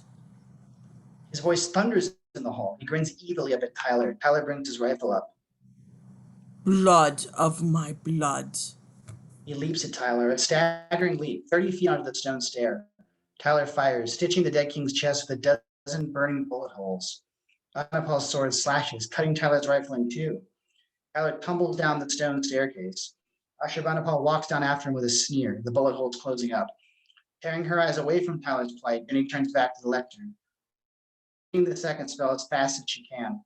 Tyler draws his temple sword, backing onto the mandala as Ashurbanipal advances. The dead king strikes. Their blades clash and the temple steel holds. They fight, the wheels of the mandala turning treacherously under their feet. Then he finishes the pattern. As they fight, Ashurbanipal and Tyler stagger across the rune sequence. The runes flare into existence on the second pillar. The second spell is complete. Golden light erupts from Ashurbanipal, blinding Tyler. A transformation sweeps over his body, withered gray skin becoming fleshed and smooth, a handsome face restored. The dead king lives. Ashurbanipal laughs in triumph.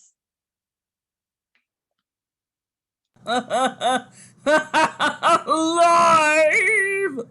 He dodges suddenly as Tyler strikes, the blade grazing his cheek. A drop of blood wells from the shallow cut. Mortal. Ashurbanipal shouts up to Jenny, his erstwhile slave. Quickly, the third spell. No! Jenny stands with the scroll in one hand and a burning torch in the other, about to set the scroll on fire.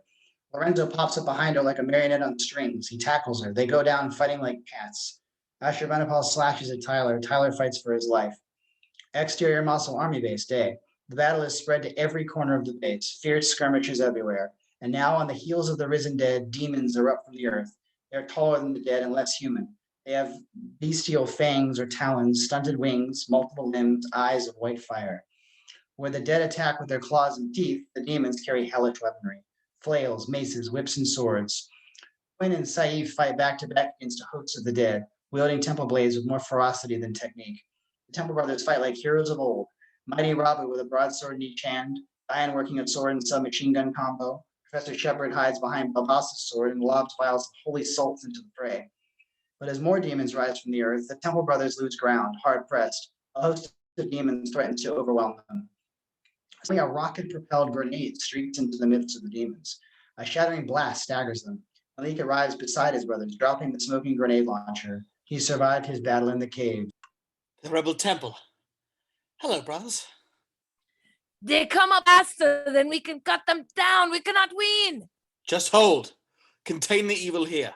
Trust Tyler to do his part. Interior necropolis, underworld gate lectern. Lorenzo was on top of Jenny, strangling her, knocking her head against the floor. She falls limp, unconscious or dead. He leaps to the lectern and begins to read the ritual scroll. On the mandala, Tyler and Ashurbanipal fight viciously, sword to sword. The wheels begin to turn treacherously underfoot. Tyler leaps back, pulls his pistol in an attempt to end the fight once and for all. But Ashurbanipal closes the distance with supernatural speed and kicks the gun from his hand. The gun falls just outside the mandala. Tyler dives forward and a bolt of lightning cracks across the cavern. Exterior underworld, plain of misers. An arid red plain, thousands of pale hands reach out of the dry earth, clutching at whatever comes near. Tyler and Ashurbanipal have crossed over into the underworld. Tyler's dive lands him in the thick of the dead hands. He struggles desperately to escape, fighting to rise. Ashurbanipal lunges to finish Tyler off and stumbles to his knees. The hands drag him down 5 feet away. They fight, swords clashing as they struggle to get free. Interior necropolis, underworld gate, lectern. Lorenzo reads the ritual in halting Akkadian. Jenny gets up off the floor behind him, shaky on her feet. She looks at the third pillar. The third spell is almost complete. In moments, Ashurbanipal will be immortal. He leaps at Lorenzo, clamps both hands over his mouth. He twists her to the floor, but Jenny keeps her grip on his head, plants a foot in his gut, catapults him over her head. Lorenzo crashes down to the mandala, stunned. A bolt of lightning flashes in the cavern, and he's gone. Exterior underworld, Valley of the Blind. Lorenzo picks himself up. He's surrounded by thousands of pale figures, hairless and eyeless, staring blindly at a red beacon atop a black tower. They breathe in eerie unison. No. Some of the blind twitch, faces turning toward him. No. They all turn now, blank faces tearing open into fang-filled mouths. They come for him. No.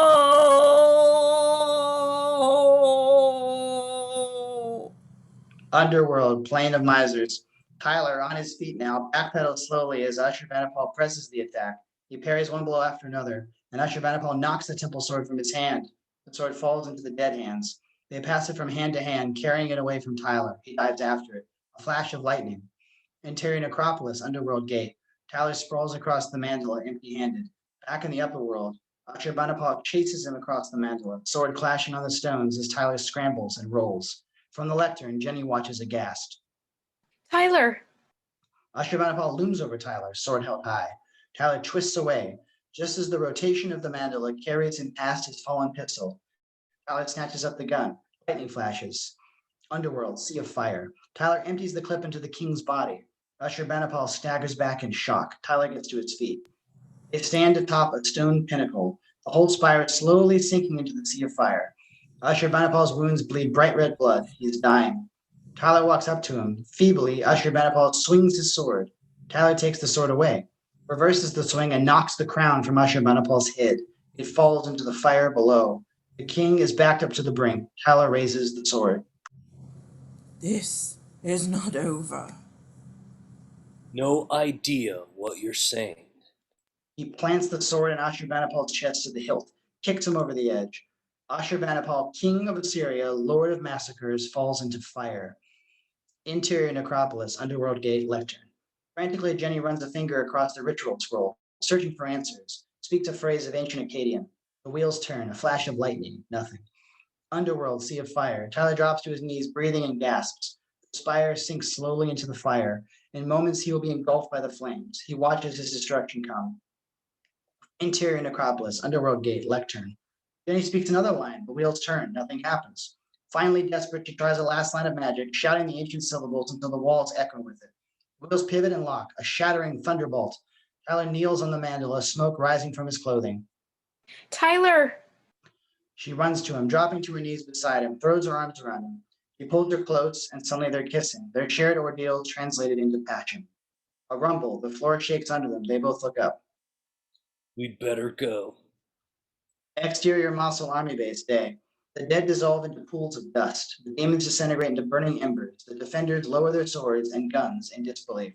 The necropolis recedes, walls and pillars sinking back beneath the ground, fissures in the earth closing up. The Temple Brothers look up. The face of Ashurbanipal forms in the dark clouds, full of fury. But even as it forms, the clouds shred and blow away, revealing a golden sun. The evil one has fallen.